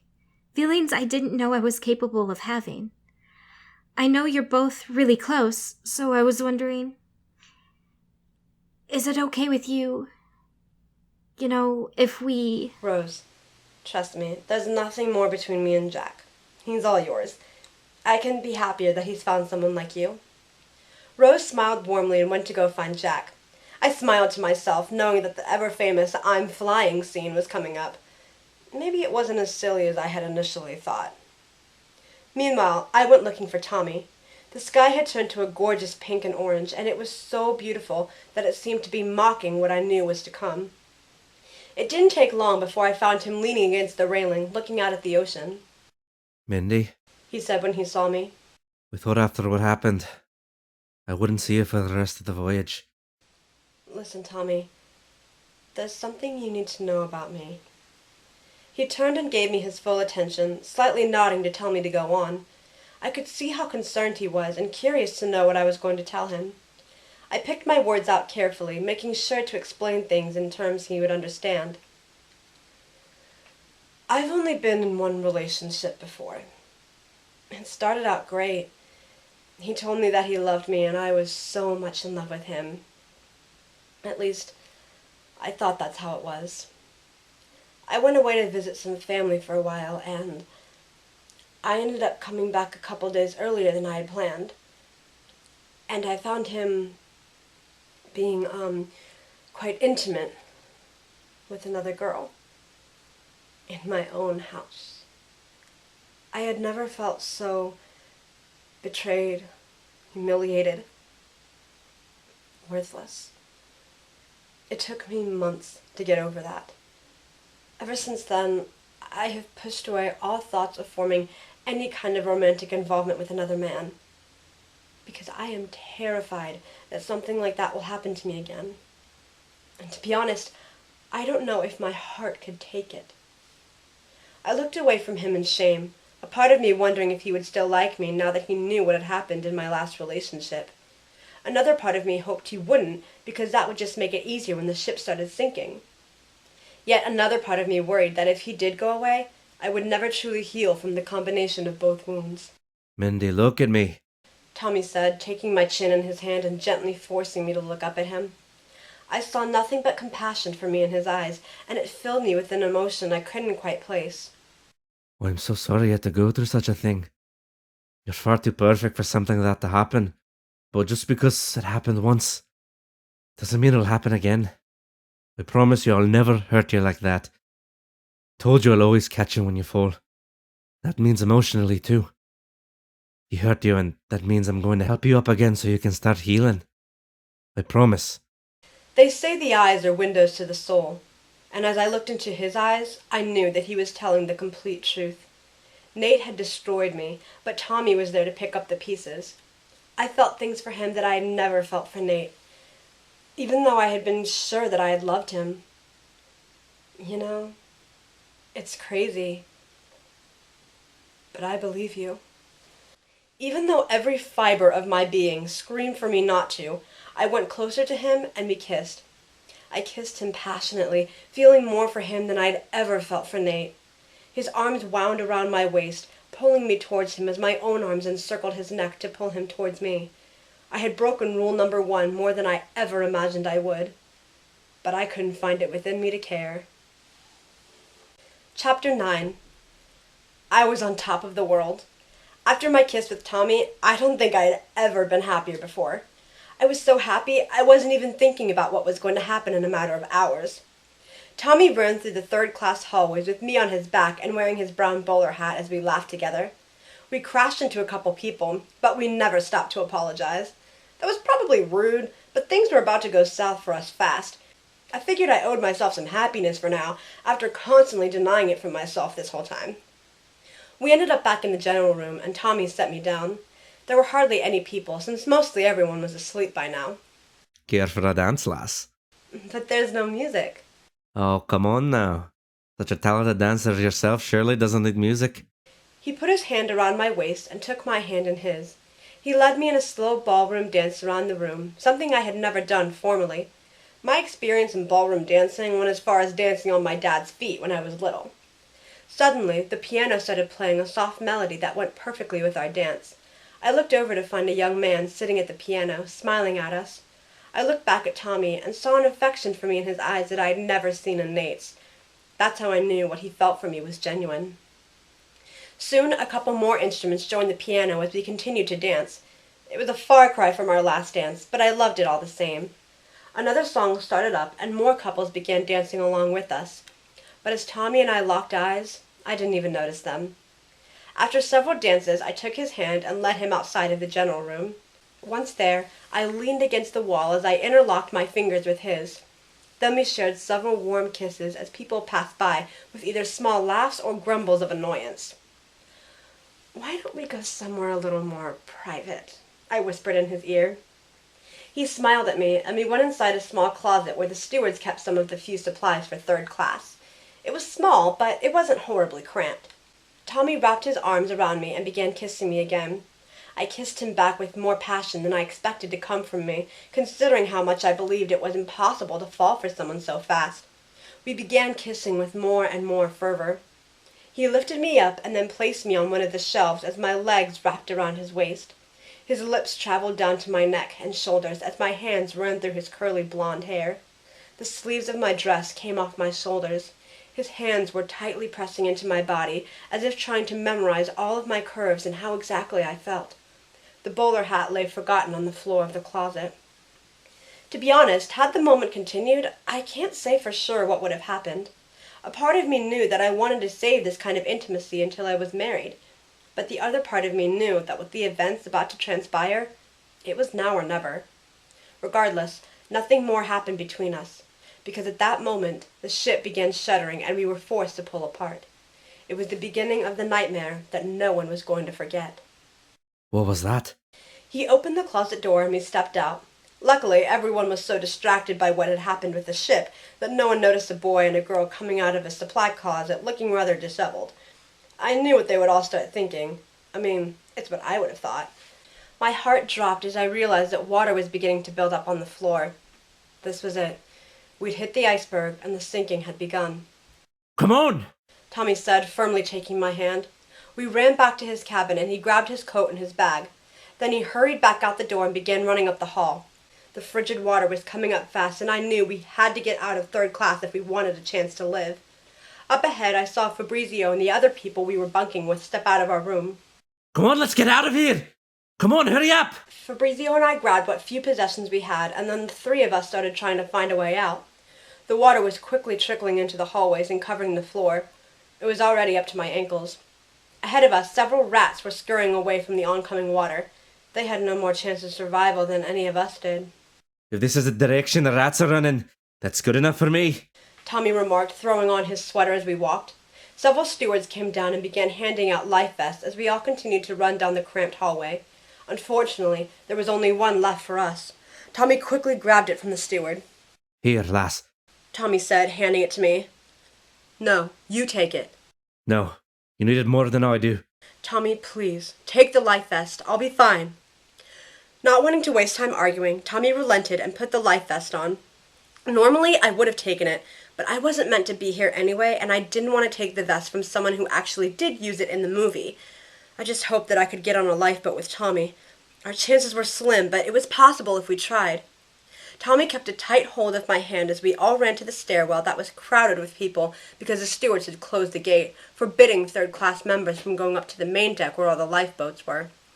I hadn't really minded being in third class until now, when our lives were at stake. Wait here. Tommy said to me at the bottom of the steps. I nodded, and then he forced his way up to the top to try to get the stewards to open the gate. Fabrizio went to check on the boats from a door in the third-class hall and see if there were any left for us. "What are we doing, Mommy?" I heard a small voice ask. I turned to find a young boy and a girl with their mother. The mother said to her little boy tenderly, "We're just waiting, dear. When they finish putting first-class people in the boats, they'll be starting with us, and we'll want to be all ready, won't we?" It hit me that we all had very little chance of survival because of our class. In fact, most of the people who died on the ship were third class because they were never allowed out. This mother was attempting to comfort her children, but I could see it in her eyes. She knew very well that it was highly unlikely she and her children were going to leave this boat alive. You can't keep us locked in here like animals! The ship's bloody sinking! Bring forward the women. Unlock the gates. Women only, no men. It was useless. As soon as the gates were unlocked, men flooded through them, trying to get off the ship before they drowned. The stewards forcefully pushed them back, hitting them with the blunt end of an axe to get them back before the gate. It was too chaotic, and the gates were locked once more. For God's sake, man, there are women and children down here! Let us up so we can have a chance! Get back! Mindy! I turned to find Jack and Rose running up to me. "Jack!" I cried, hugging the two of them. "Rose, you're both all right." Are you okay? "I'm fine." "Jack," a voice said as someone tapped him on the shoulder. He turned to find Helga with her parents. Helga! Hey, where's Fabrizio? She pointed in the direction Fabrizio had gone to check on the boats. "Jack!" Tommy called, forcing his way through the throng of people. He took my hand in his again. Tommy, can we get out? It's hopeless that way. Whatever we do, we've got to do it fast. Jack, Myndi. Jack and I turned and saw Fabrizio running towards us. Fabrizio! Jack said, hugging his friend. The boats are all going. The whole place is flooding. We've got to get out of here. There is niente this way. All right, let's go this way, all right? Come on. No, Jack. Jack, aspettare. Fabrizio turned to Helga and her family. Speaking slowly, he tried to tell her. Everyone, you come with me. We go, the boats. They're going. Can we go? Helga asked her parents. Helga's father angrily said something in Norwegian to Fabrizio, but Fabrizio desperately kept trying to convince him that they needed to leave and that they were going to try to find a lifeboat. Come, we go to the boats. In the boats, capito? Come now. Helga again tried to get her father to come with us, but he again refused. She turned back to Fabrizio sadly. Helga, per favore, you come with me now. I am lucky. It's my destiny to go to America. Please. Her father shook his head yet again. Helga passionately kissed Fabrizio, and my heart tore at the sign of affection. I didn't remember any of this. I didn't remember Helga at all. I didn't remember that Fabrizio found a love of his own. Come. He pulled on her hand, but she did not go with him. Her eyes were torn between her love for her family and her love for him. It hurt, but I could see that she was choosing her family. Jack put his hand on Fabrizio's shoulder. Come on. When he could not tear himself away from her, Jack pulled him roughly. Come on, we gotta go. I will never forget you. Tommy gripped my hand, and the five of us ran down the hallway, leaving a tearful Helga behind. Chapter 10. Jack continued going down the hallway until he came to another one that said it would lead to the E-deck. Come on! No, come on. Jack said, leading us into the hallway. Let's go this way. We passed a woman who was crying on the ground and several people who were trying to translate the signs and figure out where to go. It was no wonder most of third class drowned. A lot of them were foreigners who didn't understand English and couldn't read the signs or understand the instructions the stewards gave them. This way. We all went up some stairs and came upon another locked gate with yet another steward in front of it who had this really annoying, snooty accent. Just hearing him talk made me want to punch him in the face. It'll all get sorted out there. Go back to the main stairwell, he said to the people crowding in front of the gate. Jack pushed his way to the front. Open the gate! Go back down to the main stairwell. Open the gate right now! Go back down the main stairwell like I told you. We all sighed, realizing that we were at yet another dead end. If this kept up, none of us would have a chance. Jack grabbed the gate and screamed curses at the steward. Completely fed up, he furiously looked around him. Fabry, Tommy, give me a hand here. He said as he started lifting up one of the benches. It was built into the floor, so the three of them and one other man all began lifting it out of the floor with all their strength. Move aside! Move aside! Rose said to all the other people. I realized what they were doing and started helping Rose. Come on, move if you want to get out of here. Come on, pull! They finally all got the bench off the floor and moved in front of the gate. Put that down. Put that down. 1, 2, 3. Everyone rammed the bench into the gate as hard as they could. When the gate didn't break, they moved back and Jack yelled, Again! They rammed the bench at the gate again, and it broke down just enough for us all to get through. Let's go! Fabrizio went first, followed by Jack. Tommy helped Rose and I over the bench and then came through himself. You can't go up there. You can't do this! Tommy punched the steward hard in the face, tired of listening to his orders. I pressed my hand to my mouth and tried to suppress a laugh. Tommy, I said as I attempted not to smile. That was very, very wrong. Tommy saw how hard I was trying to keep it together and gave a light smile. He was asking for it. We continued through the hallways until we all finally made it out to the main deck where the lifeboats were. Come on, Rose. Tommy still had a firm grip on my hand, which I held tightly, making every precious moment I had left with him count. The boats are gone, Rose exclaimed, seeing no more lifeboats on this side of the ship. Jack tried to get higher to see farther, but it didn't look like he had much luck. Are there any boats on that side? Rose said to an older, well-dressed gentleman. No, miss, but there are a couple of boats all the way forward. This way, I'll lead you. None of us waited for him, and we took off through the crowds ourselves. As we continued running, we passed by a small orchestra playing some lively music. I remembered reading about them. The men who nobly played until the very end. Music to drown by. Now I know I'm in first class. Only you could crack a joke as the ship goes down. We made it to a place where boats were still being lowered away. I flinched as one of the officers let out some gunshots to keep everyone under control. Women and children only. Get back! An officer yelled to the panicking crowd. Step back, sir. Come through, madam. A woman was pulled forward and she was able to board the boat.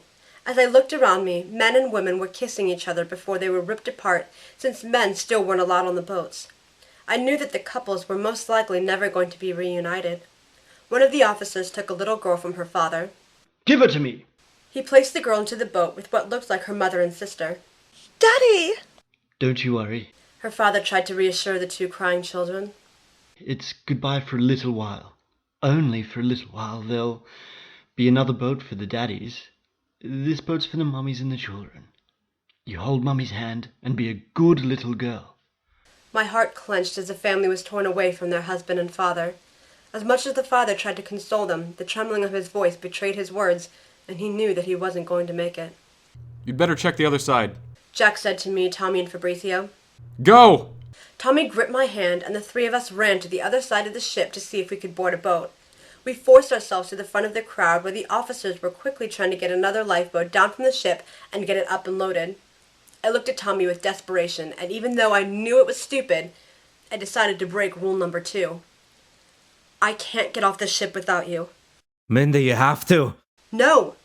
I will get off only when I know that you have gotten off safely as well. Please, lass! Don't argue with me. No, it's pointless. Tommy allowed himself to smile and firmly kiss me, his warm lips providing relief from the cold air. The officers began loading up the lifeboat, but I refused to get in without Tommy. I couldn't bring myself to do it. Not after everything we'd been through together. Stay back! One of the officers screamed as he waved his gun at us. Will you give us a chance to live? I'll shoot any man who tries to get past me. Get back! Cal came running up next to us, but the officer just continued to point his gun at him. Get back! Cal went up to the officer. We had a deal. The officer took a wad of cash out of his pocket and threw it in Cal's face. Your money can't save you any more than it can save me. Get back! I was furious at both of those men. Cal for being so low as to bribe an officer in order to get off the ship, and the officer for actually taking the bribe. At least the officer realized that the money was no good to him by this point. No one knew who was going to live and who was going to die. Money wouldn't help anyone. People behind me were pushing into me, and I was having a hard time keeping my feet on the ground. One of the men tried to climb over people to get into the lifeboat, but the officer shot at him. Then another man tried to do the same thing, but he fell into Tommy. Tommy got pushed forward, and the officer thought that it was another man trying to push his way into the lifeboat. And he fired the gun in Tommy's direction. Chapter 11. Tommy fell to the deck at the powerful shot as I screamed in horror. No! Tommy!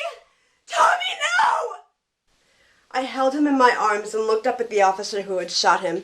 He had a look in his eyes that told me he was terrified of what he had just done. I looked back at Tommy and gently stroked his blonde curls. Blood poured down the deck from the gunshot wound as more blood came from his mouth from his internal injuries. When I looked at the officer, I saw that he was holding his gun to his head. Of course I was angry at him for shooting the person I had such strong feelings for, the first person to ever have a true attraction towards me. But we were going to have enough loss of life. We didn't need to add one more to the list of the dead. No! I exclaimed, but I was too late. He shot the gun and fell into the icy water to join the others who were going to die in the watery grave. For the first time in years, I cried. My hands and my dress got covered in Tommy's blood, but I didn't care. He gave me a weak smile and held my hand. Then his eyes closed and his body stilled. I held him tightly in my arms and I sobbed my heart out. Time seemed to slow down around me. As I heard the orchestra begin to play Nearer, My God, to Thee, I thought about what was happening around me. Right now, below me, an old couple was lying on their bed together as the water rushed into the room, treasuring their final moments as husband and wife. A mother was telling a story to her 2 children to get them to sleep, praying that their death was quick. Little Cora, the girl who considered Jack and I family, was nowhere to be found, and I could only assume the worst. Many, many third-class members were below me, unable to get up to the lifeboats, and were now drowning as the water filled the bottom of the ship. In that moment, I realized how much I failed to understand the true horror of this tragedy. Holding a lifeless Tommy in my arms, it hit me how awful and heartless I had been for all of those who had perished on the ship. "Ay sorry, mio tesoro," Fabrizio said gently as he touched my shoulder. "Please, take life vest." No, I answered softly, keeping my tear-filled eyes on Tommy. It seemed so impossible that just a little while ago he was cracking jokes. Just a little while ago, he was kissing me. Per favore, Myndi. I will not wear anything with his blood on it. He looked at me sadly. I finally looked up at him. You take it. Save yourself. I helped him take off Tommy's life vest, and he then tied it around himself. Water was quickly rushing up to us, and it was now almost at my waist. I knew that if I wanted to survive, I couldn't stay here. I'm sorry, I whispered to Tommy. I placed a firm kiss on his forehead, and then I got up and left his body, which I can safely say was the hardest thing I'd ever had to do. But I had to go where the water had not reached yet. He would want me to at least try and make it out. The orchestra finished playing their song, and I heard the violinist say, "Gentlemen, it has been a privilege playing with you tonight." I walked up to where they all were. Thank you, I said numbly to them. They all sadly looked at me, surprised from both my appearance and the fact that I was thanking them for playing. After all, no one else had bothered to do so. Who would in the midst of a ship going down? The water was quickly approaching, but I hoped that they could do one last thing for me. Could you please play an Irish blessing? The violinist slowly nodded. Men, an Irish blessing in C. They all began to play the song, and I sang the lyrics along in my head.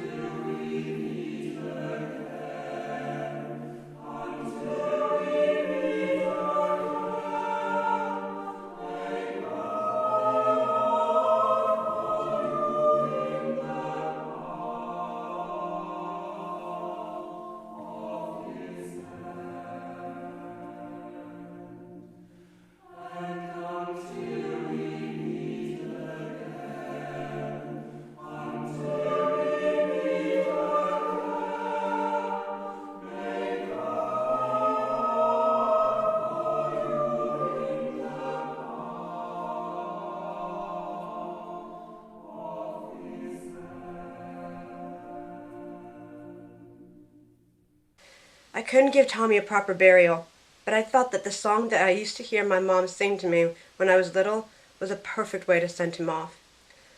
I wasn't able to stay for the whole song as much as I wanted to. I tried to keep tabs on Fabrizio in the hopes that we could both get to safety, or at least make sure that he did. He cut some of the ropes to free the lifeboats and save more people. Water broke the windows to the grand staircase, and people started getting swept into the room where they were sure to drown. Fabrizio was among them, but he managed to hang on to the window frame and swim away.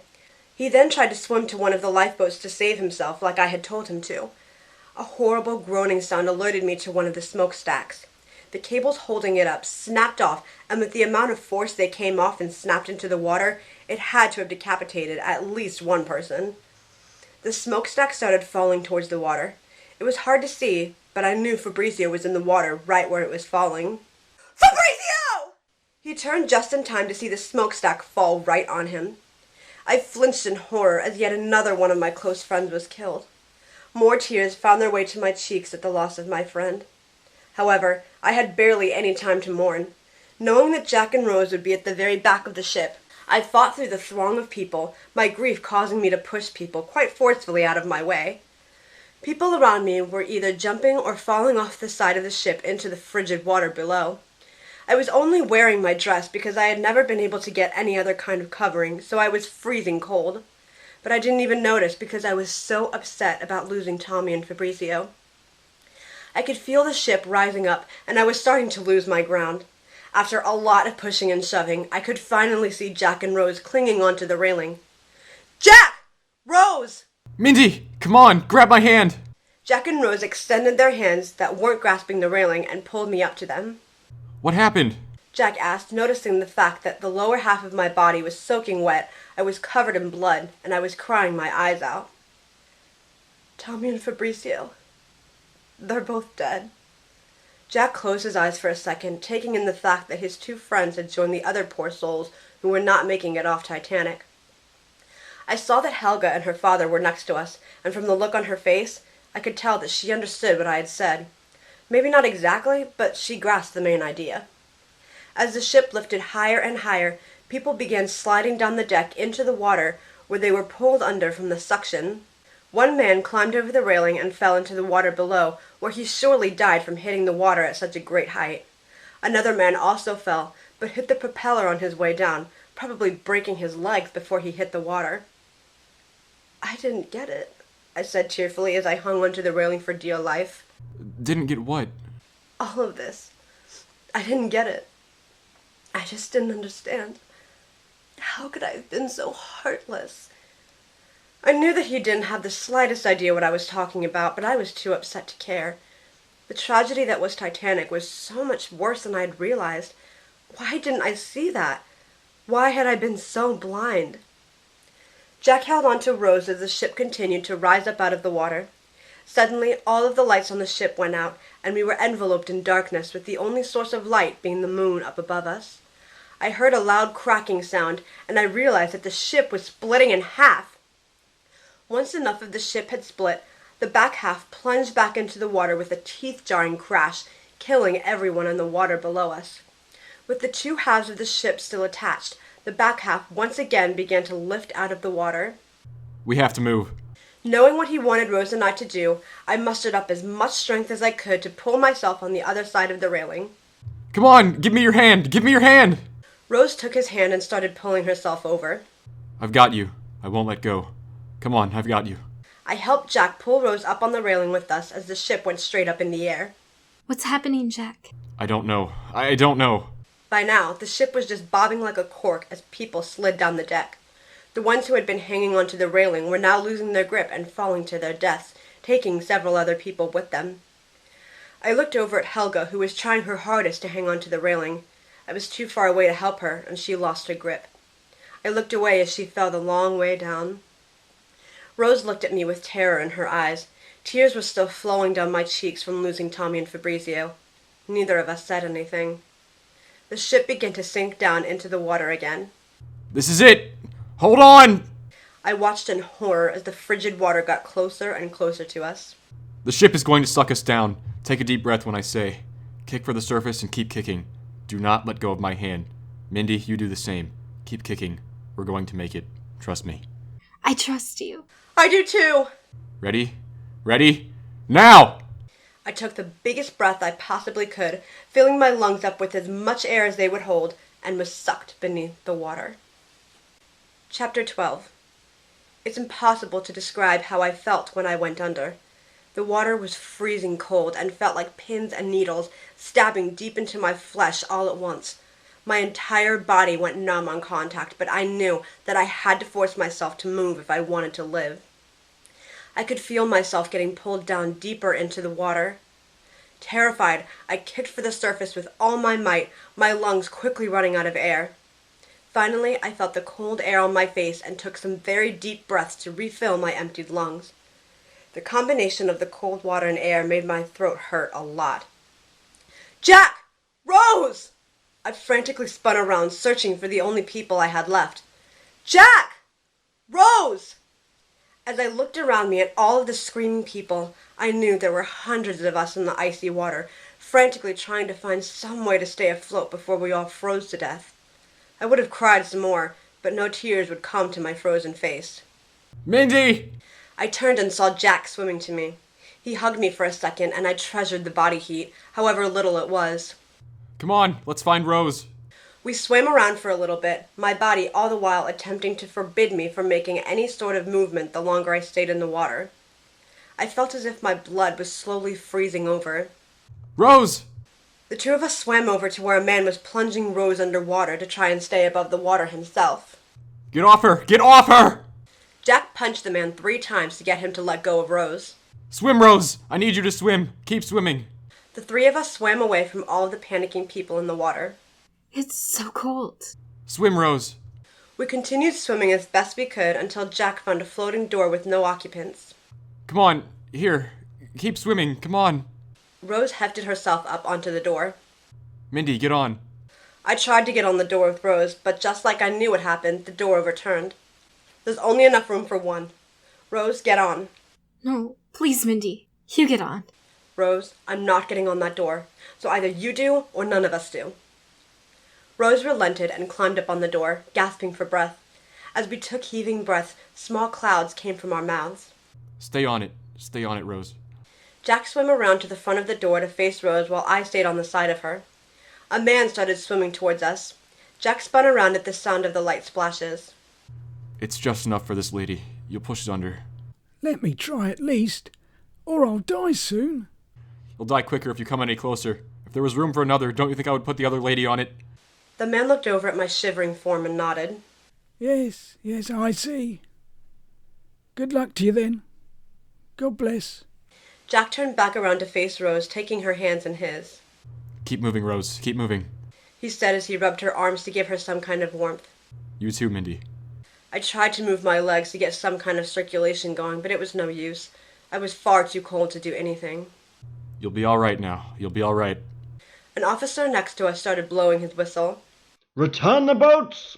He screamed as he continued to blow his whistle. All 3 of us were shivering violently from the mixture of the cold water and the cold air.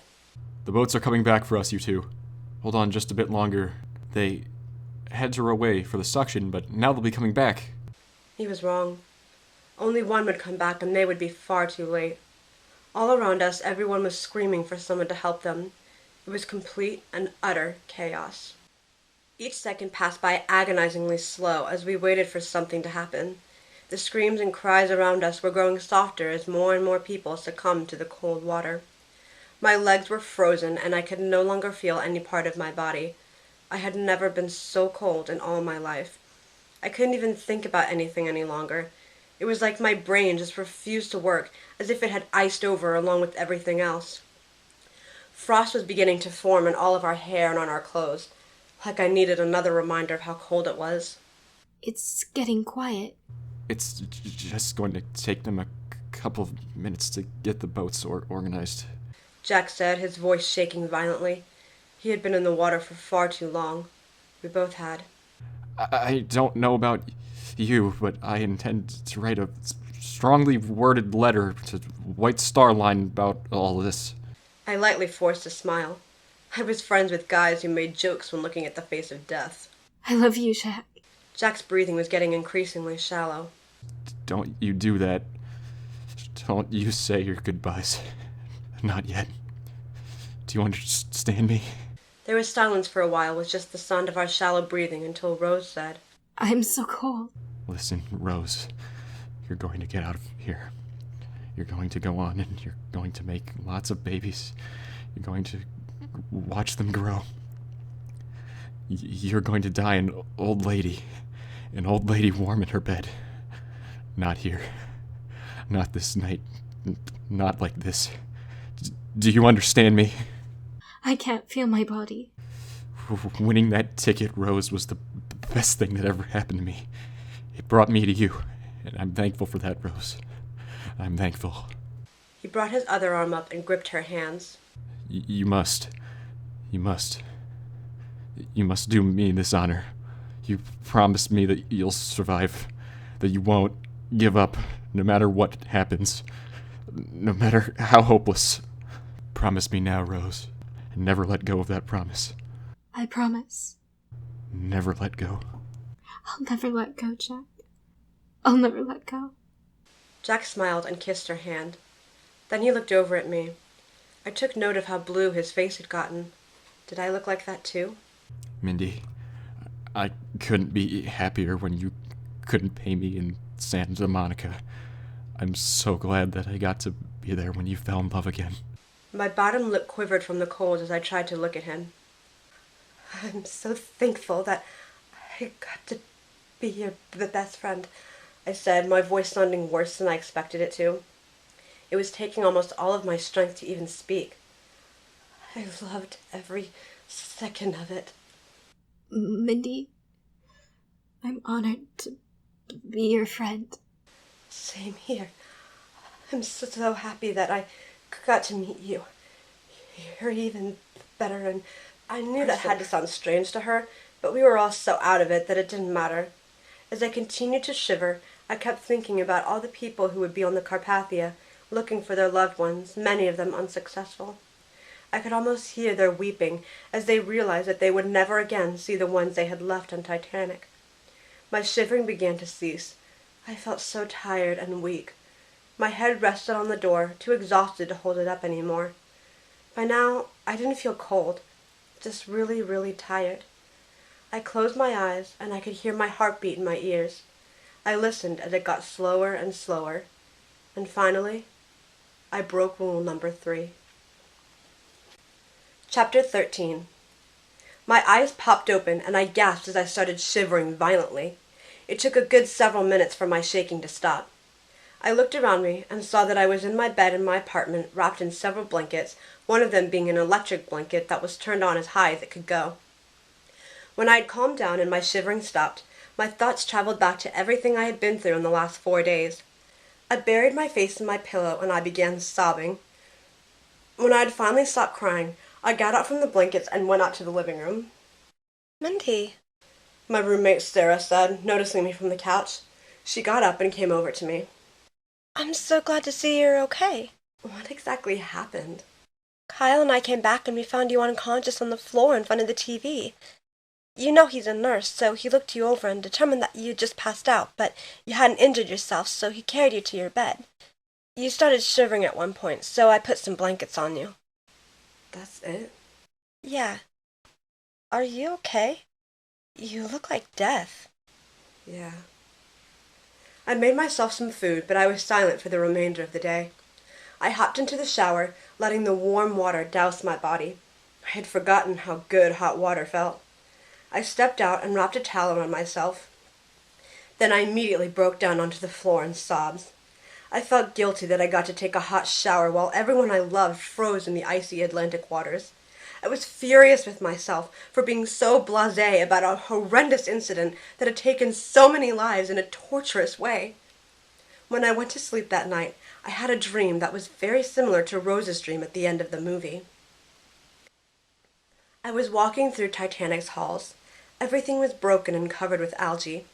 I slowly reached out and touched one of the walls, and immediately everything began to change. As I walked forward more and more, the halls continued to change and become exactly as they had been when I was on it. I went towards the grand staircase, and when I got to the door, a man smiled at me and opened it for me. I stepped inside, and there was everyone who had perished on Titanic. I could feel my eyes fill with large tears. The orchestra, who had played an Irish blessing for me, smiled and nodded towards me. I waved and returned their smile.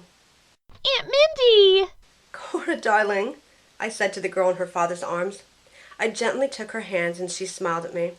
I continued to walk forward, and I saw Fabrizio with his arms around Helga. Fabrizio, I smiled, more tears forming. Hello, mio tesoro. Helga. Hello, Myndi. On the bottom step of the grand staircase, tears rolled down my cheeks as I saw Jack. I went up to him and enveloped him into a tight hug. Jack, it's so good to see you. Hi, Myndi. I'm glad to see you too, but I'm not the one you should be hugging. What do you mean? Jack looked up to the top of the grand staircase. Instead of Jack being there, like in Rose's dream, Tommy stood there waiting for me. I gasped and ran up to him, hugging him and not letting him go for a long time. I miss you, I finally said as I faced him, tears pouring from my eyes. I miss you too. I'm sorry. I'm so sorry. You promised to catch me when I fell, but I couldn't do the same for you. Nonsense. You couldn't have stopped the fixed event. But you stayed until I was gone.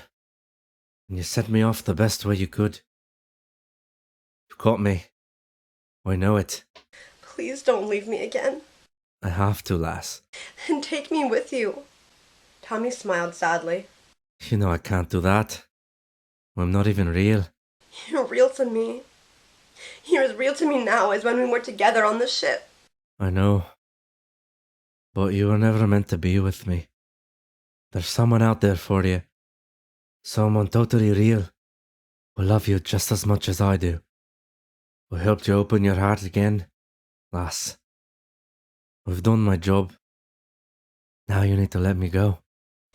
As much as I hated it, I knew he was right.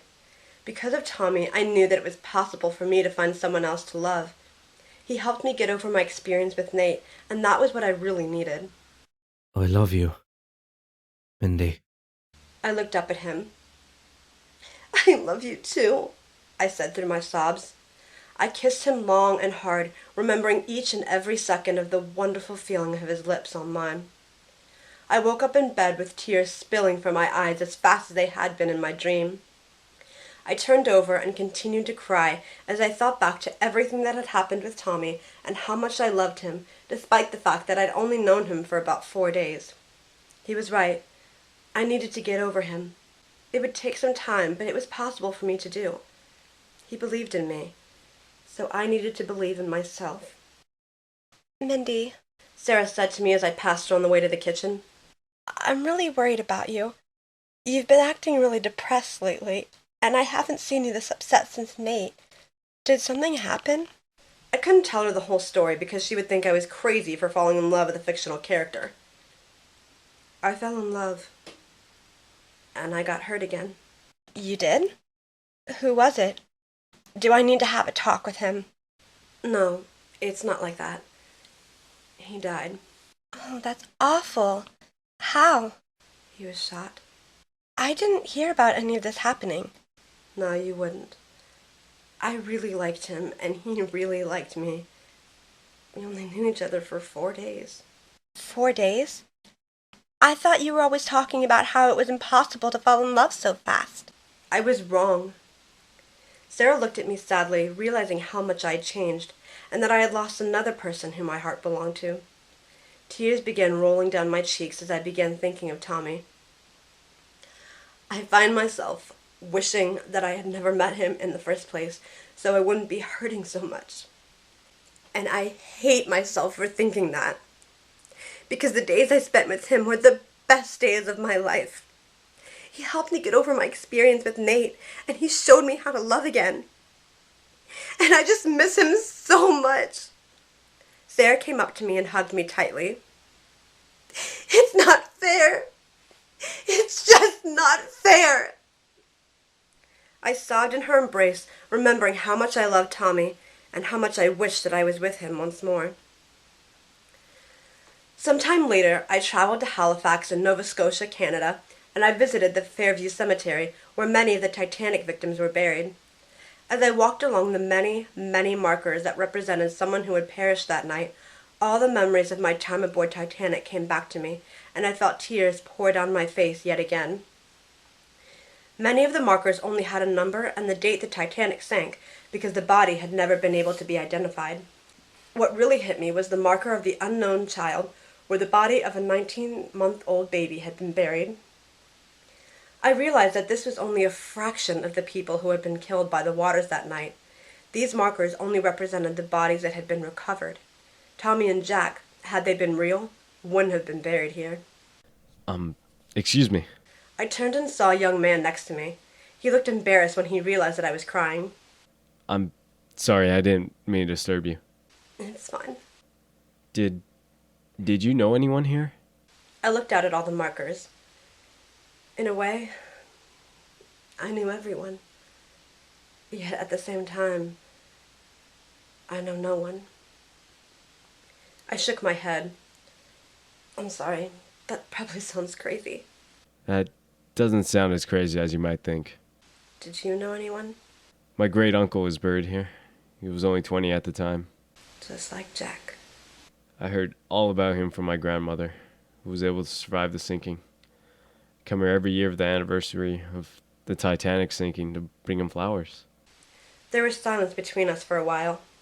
I'll just leave you to your thoughts. I'm sorry to interrupt. Wait, I said quickly before he left. If you could just give me a few minutes, I'd like to talk with you. The man gave me a small smile. Sure. After spending a little more time in the cemetery, I went outside and found the young man waiting for me. I learned his name was James, and we went to go grab a coffee together. He told me what his grandmother had told him about the night Titanic sank. She had been able to get on a lifeboat, but her brother could not and froze in the water. I knew of a woman on the ship. She was a third-class member who was on the ship with her best friend. She met someone, and even though she tried not to, she fell in love with him. That sounds kind of like the movie. Yeah, fancy that. He was shot by one of the panicked officers, and I never learned exactly what happened to her, but I know she didn't make it. That's so sad. We talked for hours on end, and I felt very comfortable with him. Titanic was the main topic of our conversation for a while, but eventually we switched to more regular topics. We exchanged numbers before we left the coffee shop, and we stayed in constant communication. After a while, I started dating him, and eventually we got married. I knew that despite the fact that he was a fictional character, a piece of my heart would always belong to Tommy. But like he had told me, I had to let him go, because there was someone else out there for me. And he was right. It was James. I never told James how I had gotten to experience the Titanic tragedy firsthand. I never told anyone. It was a life-changing experience that no one would ever know except me. I love James, and I always will, but I will never forget what Tommy did for me in 1912 on Titanic. For as Rose said in the movie, Titanic was called the Ship of Dreams, and it was. It really was. End of story.